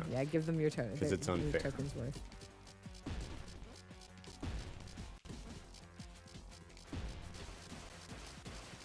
Well, we could try to get one more game in before. Did you guys play Cuphead yet? No. Like No. speaking of animation and Yeah, we games. might Yeah. do that one if Slay the Princess doesn't come up. We'll see if it downloaded while we were playing, or if this game needs the internet to scrape your data and therefore paused all other downloads. I don't think there's any internet connectivity in this game. Yeah, it doesn't seem like. I would get really annoyed if I saw like play online like on the menu screen. No, this game pretends in a lot of ways to be an old game. Mm-hmm. I think it's traditional in a lot of ways. Yes. I do appreciate the music in this game, Oh yeah. because a lot of games that look like this want to have kind of wackier music, Yeah. and which like kind of undercuts the actual gameplay. Yeah, where it's like doo, doo, doo, doo, doo, doo, doo, Yeah. doo, doo. Like just, The music's so yeah, wacky. it's like, hey, you guys having a great time out there? You're like, yeah. Dragon's Lair is like, the extreme version, like on the spectrum of games that are full, pure gameplay and no room for story. The story's on the box. Story's not in the game. pure gameplay, you know, maybe you could even like call the pure gameplay experience chess. Start at that end of the spectrum, and at the other Like end a of the series spectrum, of correct moves. Yeah. Yeah. And then and then at the other end of that spectrum would be pure story that is not even playable. Like that is not even fucking playable on your life. I mean, Dragon Slayer doesn't let you get very far, so it kind No, of but fails like at Dragon's Lair needed to walk so that others could run. Like it needed to be an experiment Yes. in like the video game world.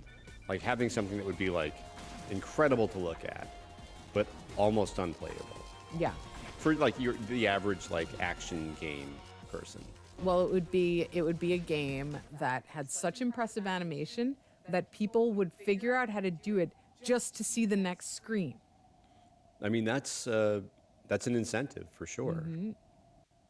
And yeah, But like but completely incomprehensible to players like just one half generation later. yeah. Like Oh, yeah. after like Mario Brothers came out and just was like a pure platformer, nobody wanted to figure out how to play Dragon's Lair. Like No. you just wanted the momentum of like a Yeah. platformer after You that. just go on YouTube and watch the entire thing in 3 minutes, right? Yeah. And it looks great. Yeah, it looks awesome. Thanks everybody for Yeah. playing that for me so I Well- didn't have to. Well, for animating it, thanks for animating a video, and then hiding most of it behind impossible mechanics for my entire life until I was able to watch it on DVD. YouTube is the ultimate place for siblings who watched their older siblings play video games for them. Yes, YouTube is the best place for you. it is. I would It's watch true. my older siblings play video games and I would be completely content with that. And that's why I love YouTube. Yeah. Well, yeah, and I mean, you know, I think that's like kind of why Twitch is a thing, right? You want to just like sit there and watch somebody else play a game for a while. Yeah. All right, so no Slay the Princess tonight, but let's It's see. downloading. We might be able to play it after. Well, let's play this now. Okay, we were playing that for a long time and it didn't finish downloading. Yeah. You learned something this Thingus. Well, I mean, that's a given, right? I mean, you're very welcome for the wisdom you get on this show. Hi, Mike.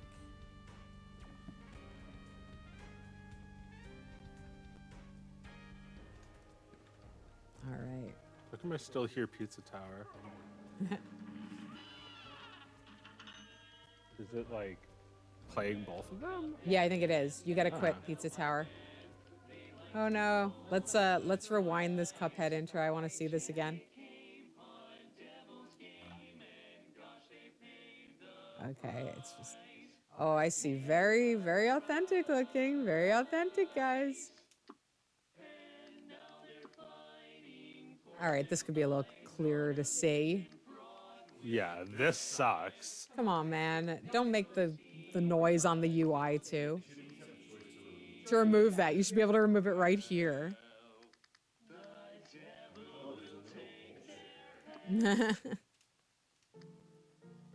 Oh, that's a shoot. X shoot? Nah, that's gonna be. Then, where's the dash? Oh, here we go. Okay, I think we're good.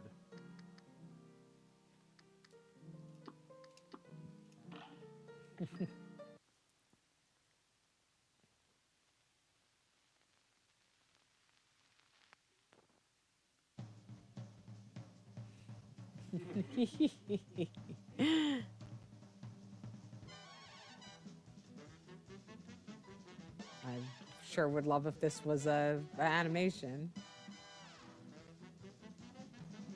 Well, the entire game is animated, so. Great illustrations. I mean, they do inspire an idea of how they would move.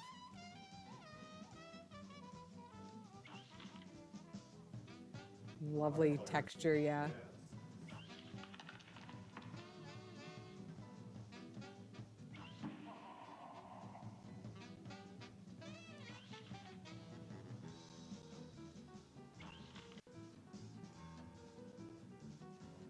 That's great.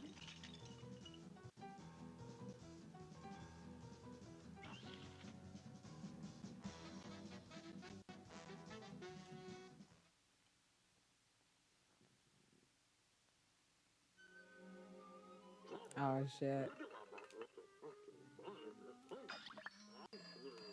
Player 2 has joined. Uh-oh. What's going on? Are you playing? No, Huh. that's no good.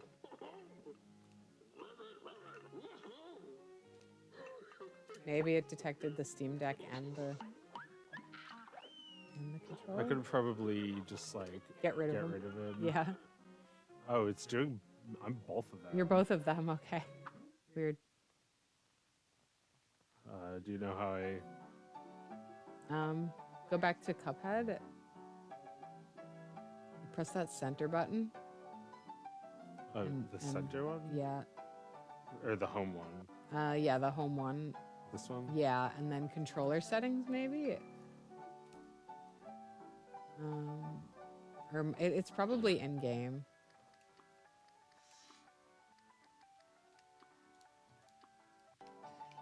Oh no! Oh, Wrong no. guy. One guy. And it's not removing the character. No. Remove. There we go. Oh no! Now I can't move. Now you can't move at all. Maybe Uh, restart it. No. Oh, wait, it might have said reorder controls in Steam there. Where? There's controller settings. Reorder controllers. Oh, there's an Xbox controller on somewhere. Yeah, I didn't even know we had one. I don't think that's the issue because I'm controlling both of them. Or well, not anymore. Not anymore. Can you just make yourself player 2?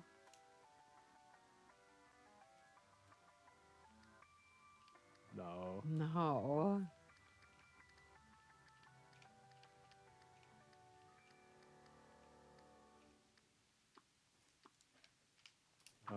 Exit to map. Yeah.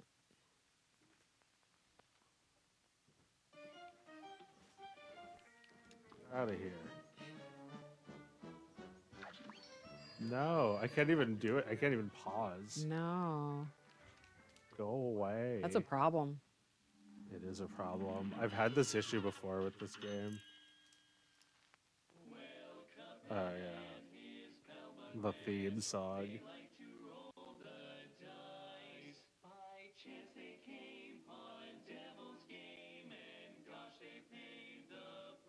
The entire story is in the song. That's great.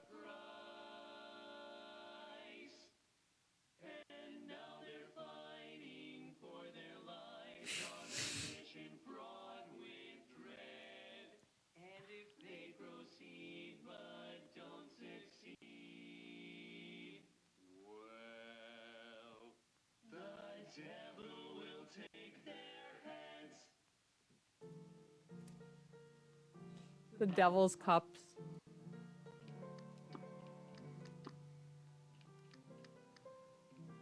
If anyone knows how to fix our problem, let me know.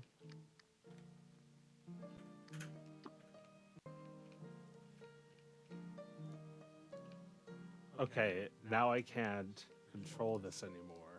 You can quit the game by pressing that center button again, and you can go to like go back and exit game.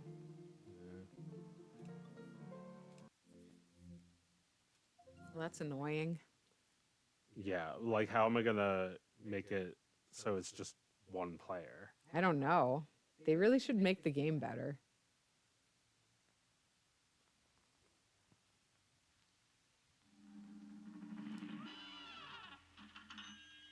Is that Mad Hatter?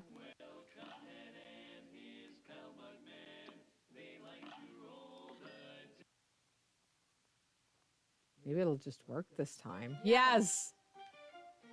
No. No! Can you just be both of them? Okay, I think now that it's might fine. that might do it. Okay. Let's get out of here. Yeah. There's a tutorial, but I know how to play. Yeah. Oh, come on. Oh no. You could... Okay, but like, if I remove the... Oh, okay. Do I have to select? Oh, I have to select yeah. that. Yeah. I'm so confused. I could barely read this. I thought it was just like the same controls up there. Get out of here! All right, finally. That's really annoying. Yeah, it's fine. He's dead. Oh wow. No. But I thought we decided that Thought we agreed to player remove 2 doesn't have anything. Sign Removed. controller, none. None. Very annoying. And now we're done. Yeah. All right, and now we're done. All right.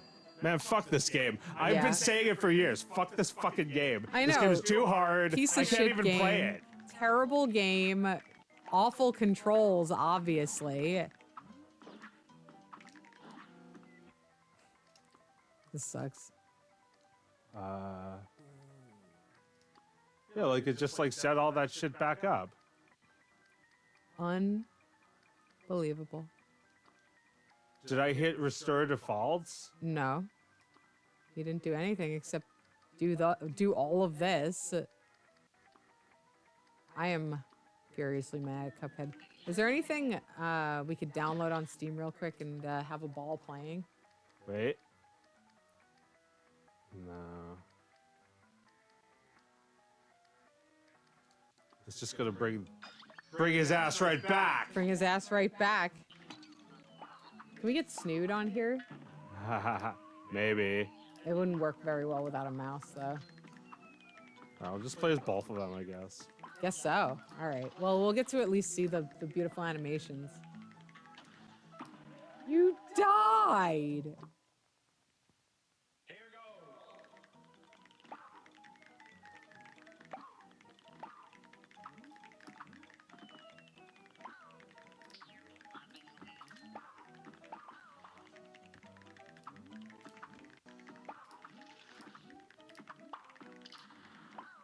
Well, yeah, like if this game was an arcade game, it would be terrible because you'd spend so many pennies on it. I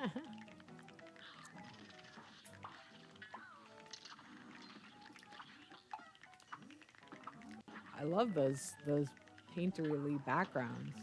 Yeah, this game is really cool. Yeah, very silly symphonies. Just like Walt Disney. Just like a Bioworks. Yeah. Is there a character named Iworks in this game? I don't know. Is there a character named Tex? I don't know why. Just thinking of some pioneering animators. They don't make characters that are like homages to animators. No. Nor No. should they. No, they absolutely shouldn't. I was wondering if the game was lamer than it lets on. This game is tasteful, I think. Yeah, it seems like.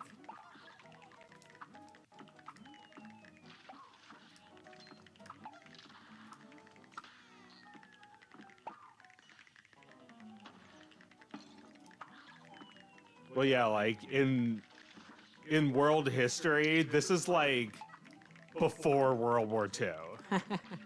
Yes. This is what the aesthetic is. It's For like 1930s, right? Yes. Because it still has that stink of really old cartoons from like the 20s. Yes, but like just starting to be color. No, I don't care. Yeah, cartoons that are mostly worth watching in an academic context. Oh, but also at the same time, this game is like, it's paying direct homage to Contra with this like shoot 'em up level. Ah, that's interesting. That's fun. Yeah. All right. Well, it's pretty late, Joe. So we should probably guess why something's bad Oh, yeah. or why someone's mad. Or talk about one of our Thingus heroes. Oh yeah, Thingus heroes. What do we think? I mean, Mick Pig and his crew of greasy game devs. Greasy, crusty game devs. Yep. They're real people. They're not some fucking like AAA studio with like an indie department. With an indie department that gets like millions of dollars in venture capital to make their game. Yeah, like they had no fucking money making No. Pizza Tower. No. There's no way I know they had no money. Yes. And they should win the game award, which I think is going to be announced tomorrow. Okay, well, they should good win. luck. I really hope they win. I bet it's gonna be Sea of Stars. That seems likely to me. But I hope it's Pizza Tower. Let's just right, kill Thingus the hero. vegetables. Who's the Thingus villain? Let's see. We gotta stop talking about things other than Pixar and Disney being shit. Disney used to be good and now it's shit. Otherwise, we'll never have any other villains. Well, let's see. I was thinking about Peter. Wait, what's his name? Peter Molyneux? Is that it? I don't know. Yeah, Oh, Peter Molyneux, Wait, who's that? the creator of Populous. Oh yeah, Yeah, Thingus Hero, right? absolutely. I He mean, he also did Fable, and I've never played Fable, yeah, me neither. but I love Populous. Yeah, he did a couple games like that, like Black and White. Right. Black and White was sort of a spiritual sequel to Populous, wasn't it? Yes. Although I think he is perhaps a bit villainous as well. Well, you know, there's other heroes / villains perhaps who do this exact thing, like Gabe Newell, where they promise something for many years and then it never comes out. Okay. Although I think you know, thanks Gabe Newell for making Steam so we can play this game. Great looking carrot. I mean, you know, promising to make something for years it's kind of an amateur move. It's like either you're an amateur or you're kind of losing your way because you no longer have the ability to complete things. Well, Peter Molyneux had like a game that was called like Project Milo. That was like they were actually kind of dishonest about how they were presenting it. They made it seem like this like AI was really intelligent and could talk to you. Okay. And it was actually just a mock-up the whole time. Oh. I think he People does are getting- NFTs now, so like that's the kind of So you know. he kind of believed in the potential of that, but he didn't actually find it. Yeah, they didn't actually make it. It was just a tech demo that they never actually made, but the public perception is that they were making it into a game. So they kind of like willfully misled people. Yeah, and they did it for a long time. I see. Well, that sucks. I mean, I don't know that I've ever anticipated a game where the developer has done that, but I haven't spent many years anticipating games either. It's a pretty recent thing Yeah, that I care about new releases at all. I thought the GTA trailer was pretty cool. oh yeah, that GTA trailer is like that's gotta be like the biggest news in gaming history. Yeah, like definitely. everyone has been waiting for GTA 6 Yeah. for a decade. Yeah, it's true. It's kind of a monoculture moment. You know, Monoculture. you know, a thing that is so rare at this point. A monoculture moment in a culture that is so fractured. Yeah. That, you know, shit takes off all the time and you don't hear about it at all. But everybody heard about GTA 6. Yes. Yeah, And, GTA 6 is a really big deal, and it looks great. Yeah, it looks great. Yeah, it seems fun. I've never had a console that would play one of those games. You had PS2. I had a PS2. I guess I just kind of missed the boat getting into it then. Yeah. Then I haven't ever really played any of those games. I've like fucked around with one or two of them at a friend's house or something, but Yeah.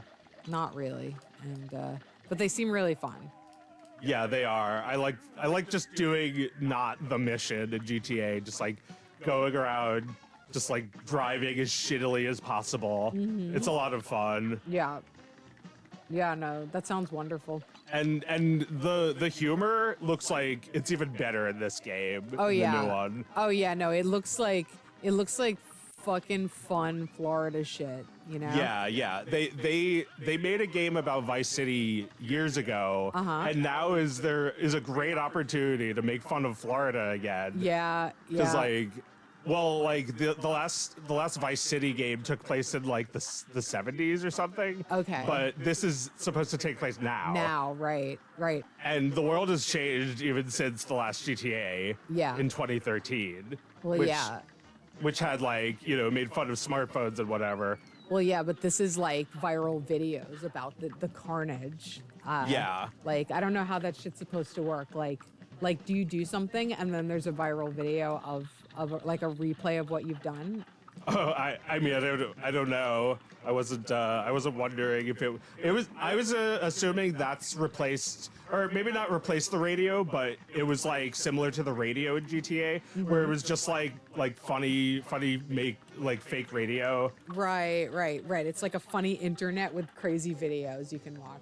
Yeah. Yeah, I mean, that sounds like something that would be so expansive and funny, as just sort of a like little vignettes about the city and like in like the style of the game itself. It would just like enhance your experience exploring. Right, like maybe there's TikTok instead of TV. Like in the other games, you could watch TV, and like now, like you had a cell phone in those games, but like the cell phones have gotten so advanced since then that you can probably just watch shit on your phone while you're in traffic and like shit is happening, like while you're just like watching. Yeah.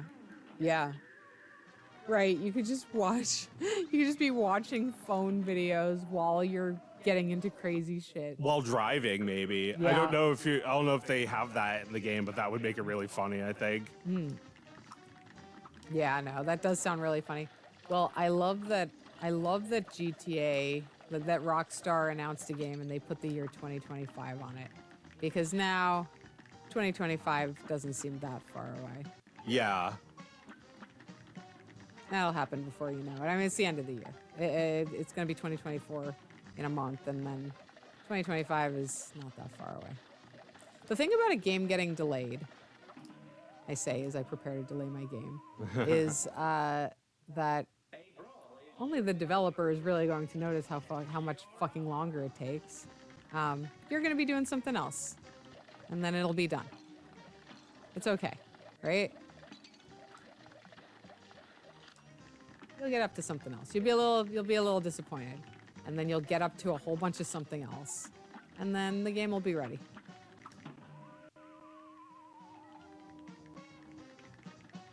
I mean, I will say, there's one piece of software I waited for so long, and then I switched over from Mac to PC, and it was only ever in development for Mac.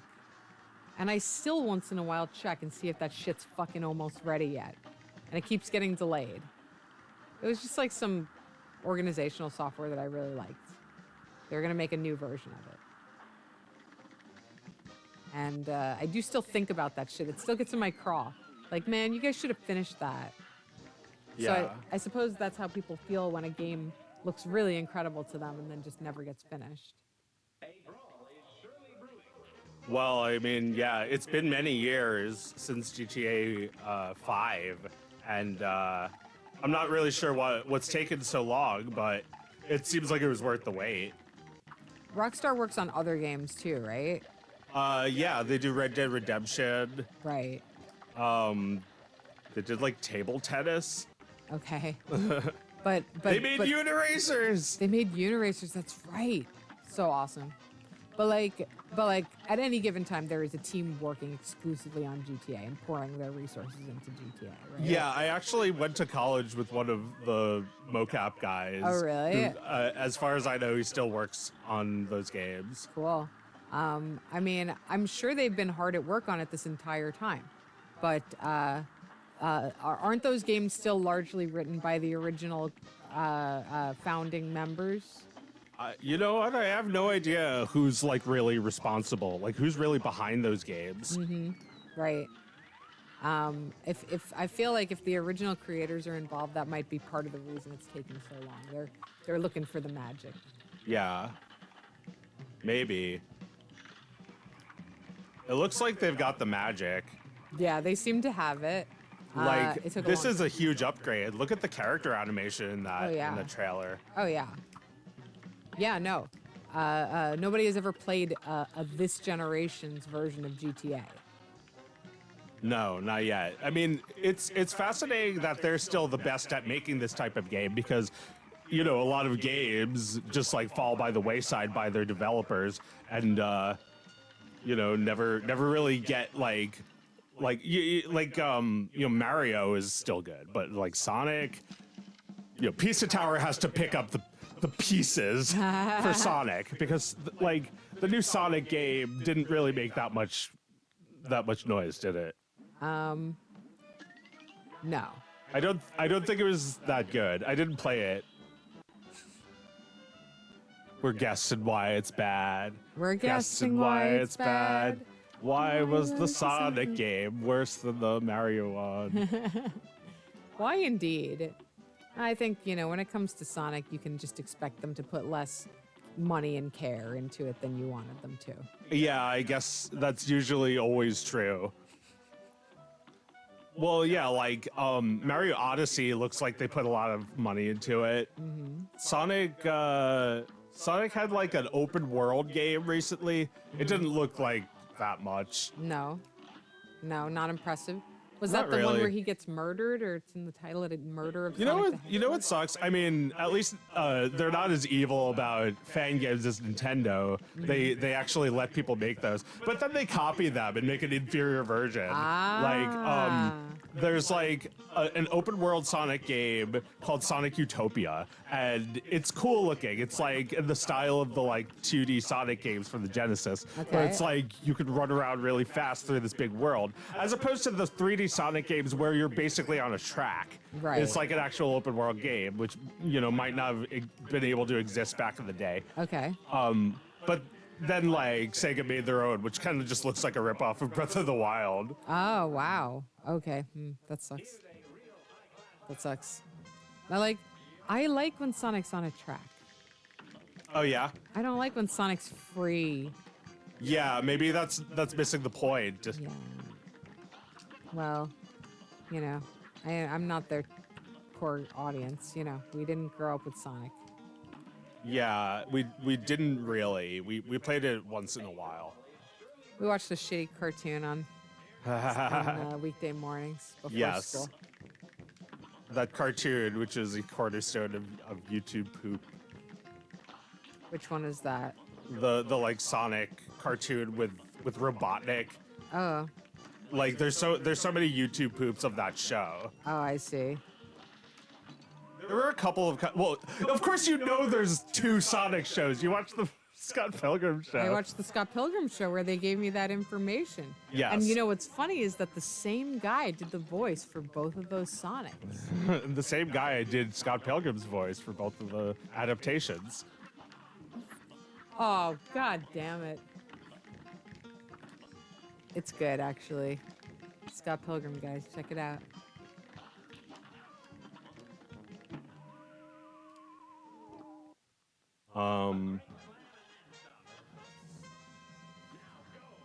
Yeah, I really like that guy. I like his little bend back he does before he hits you. It's real cute. It's real coy. Yeah.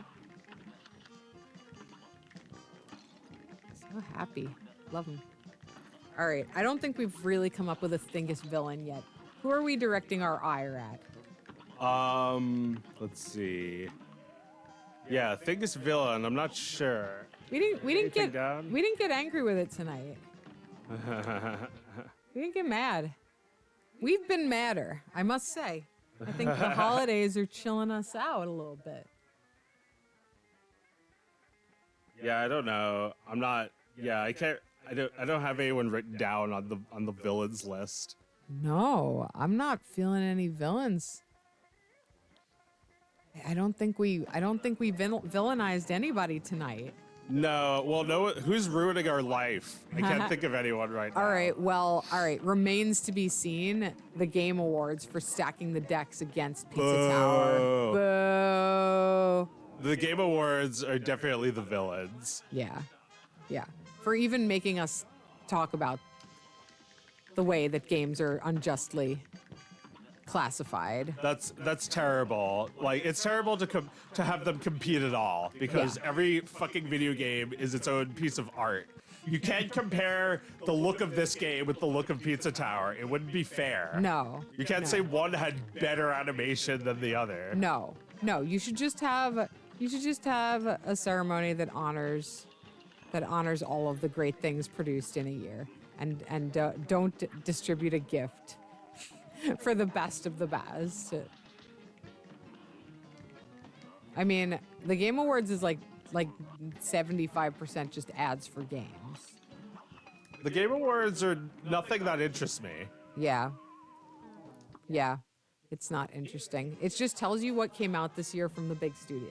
Yeah, we're just gonna like see trailers for games that are coming soon and like musical numbers from game associated musicians. Like we're gonna see like a song from some famous musician from a video game. Yes. Like Nobuo Uematsu. Right.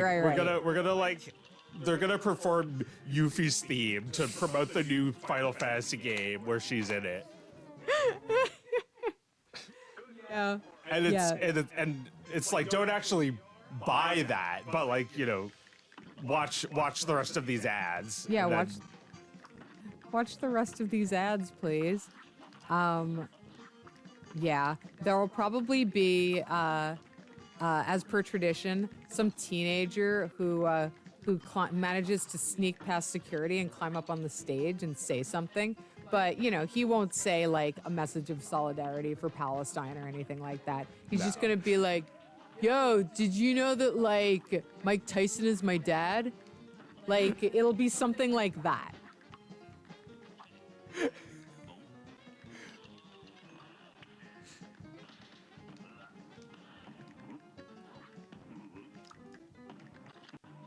Boy, this guy's fucking hard.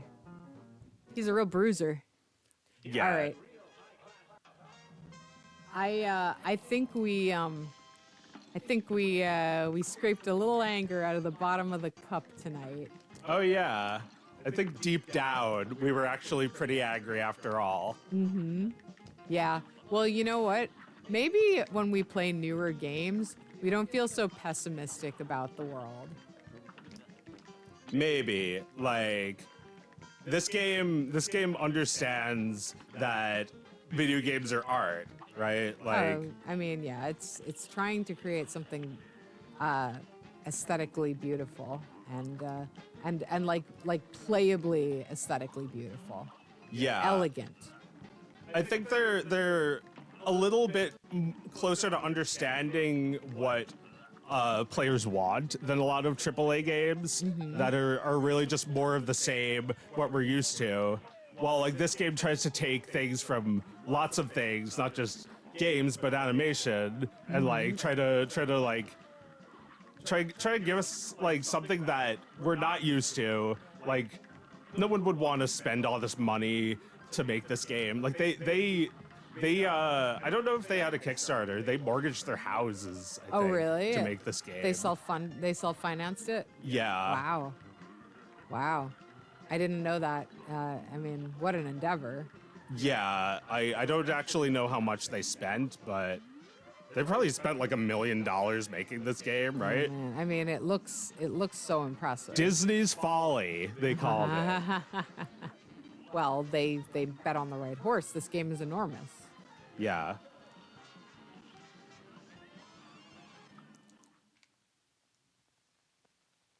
Yeah, no, but that's what they called Snow White, Disney's Folly. Disney's Folly. Right, they made fun of it. They made fun of it. All right. Oh, before we go, Fantasia. Oh my God. Oh, right. Right. Last week, before we left the chat, somebody had a question about Fantasia. And I wanted to, I didn't respond to it then, but I wonder if we Yeah. could make anything out of this. Let me see. Where was it?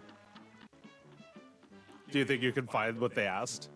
Oh yeah, they said if Fantasia had succeeded, been more as popular as Walt Disney wanted it to be, would animation be better today?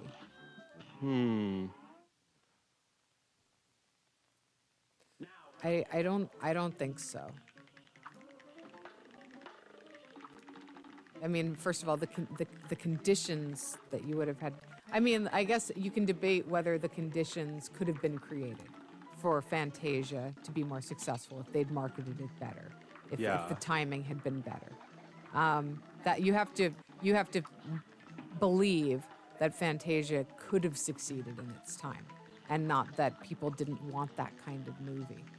They didn't want a big, ambitious, like, you know, the art film. They didn't want that, and perhaps they felt like we as a culture couldn't afford that shit. Well, yeah. Didn't Fantasia also require a special sound system for viewing it? Oh, did it? I think so. So the technology was like too demanding for what could actually be distributed. Yeah, it wasn't a great release. It sounds like there was too much involved. It wasn't an ordinary movie. No. It's like how didn't Avatar movies need like new 3D projectors to play in theaters? Oh, yeah, I guess so. I don't know, something crazy like that. Oh no, I think it was that this didn't actually happen. James Cameron wanted 3D projectors that you don't need to wear glasses for. They're just in 3D.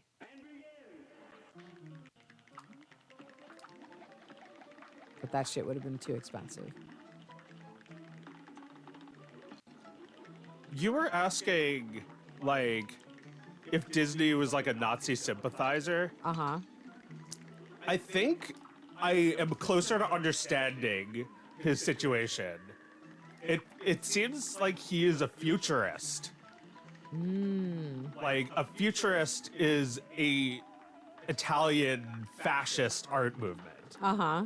And I don't he's not a Nazi, he's not a fascist, but I do think he's America's version of that. Like he wanted to make the future in his own very, very optimistic image. Yes, there's a guy, the like futurist leader guy, Marinetti. He was crazy in that way, like kind of like Disney, like feeling very, like a lot needs to change, and like that he's the guy to do it. Yeah. I think people are just more disappointed than anything that our version of that has to be Elon Musk. Like the most ineffectual thinker of the future.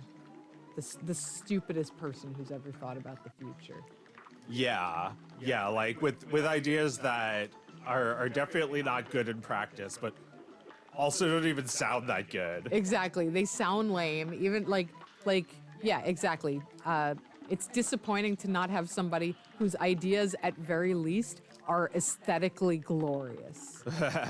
Yeah, like Epcot was ridiculous sounding, but yeah, aesthetically it's successful. Yeah. And you know, yeah, in practice an impossible dream, but that's okay. Because he still excited people about things like that. And at least he was filling our minds with hopes and dreams for something cool in the future. Look forward to the future. It's not the end of the world right now. There's going to be a beautiful future. Well, I don't know, because the futurists were also very violent. I don't know if that's Disney, and I'm not sure if, like, what the Nazis made was really that similar to the Italians. I Like, mean, Nazis imagery seems more traditional to me. well, they're looking for like an aesthetic ideal, right? And they're very quickly and efficiently removing anything that doesn't meet that aesthetic. Yeah. Yeah, anything they deem to be degenerate. Yes. So that they can have this beautiful, glorious, like, what they see as like the beautiful platonic ideal of the human form.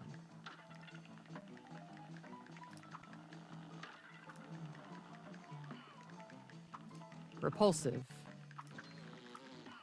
And yet,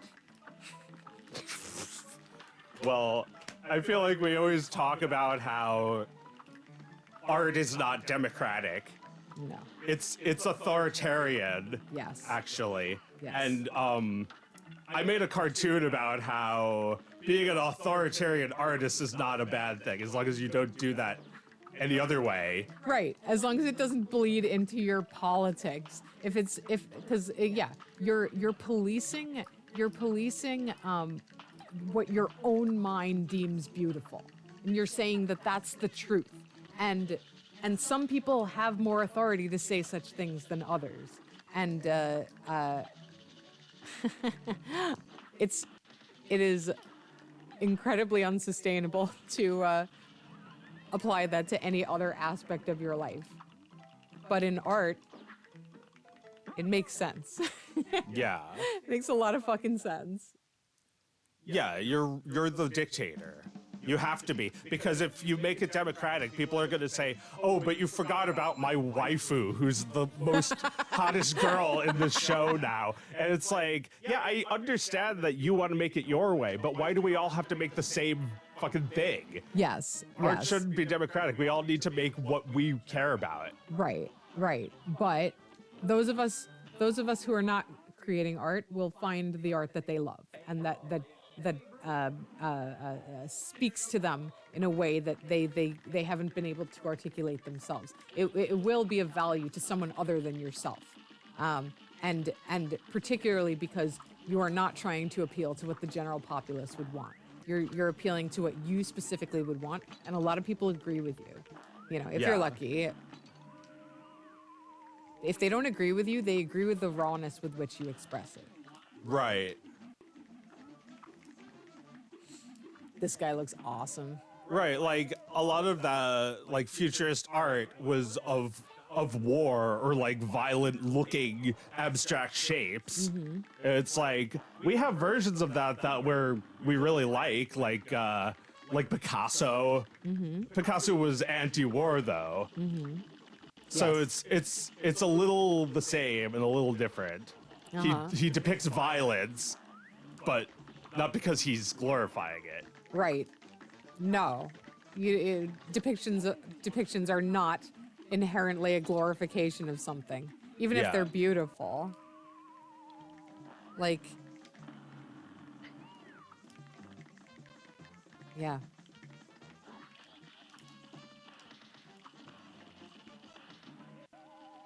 You're not expressing a preference by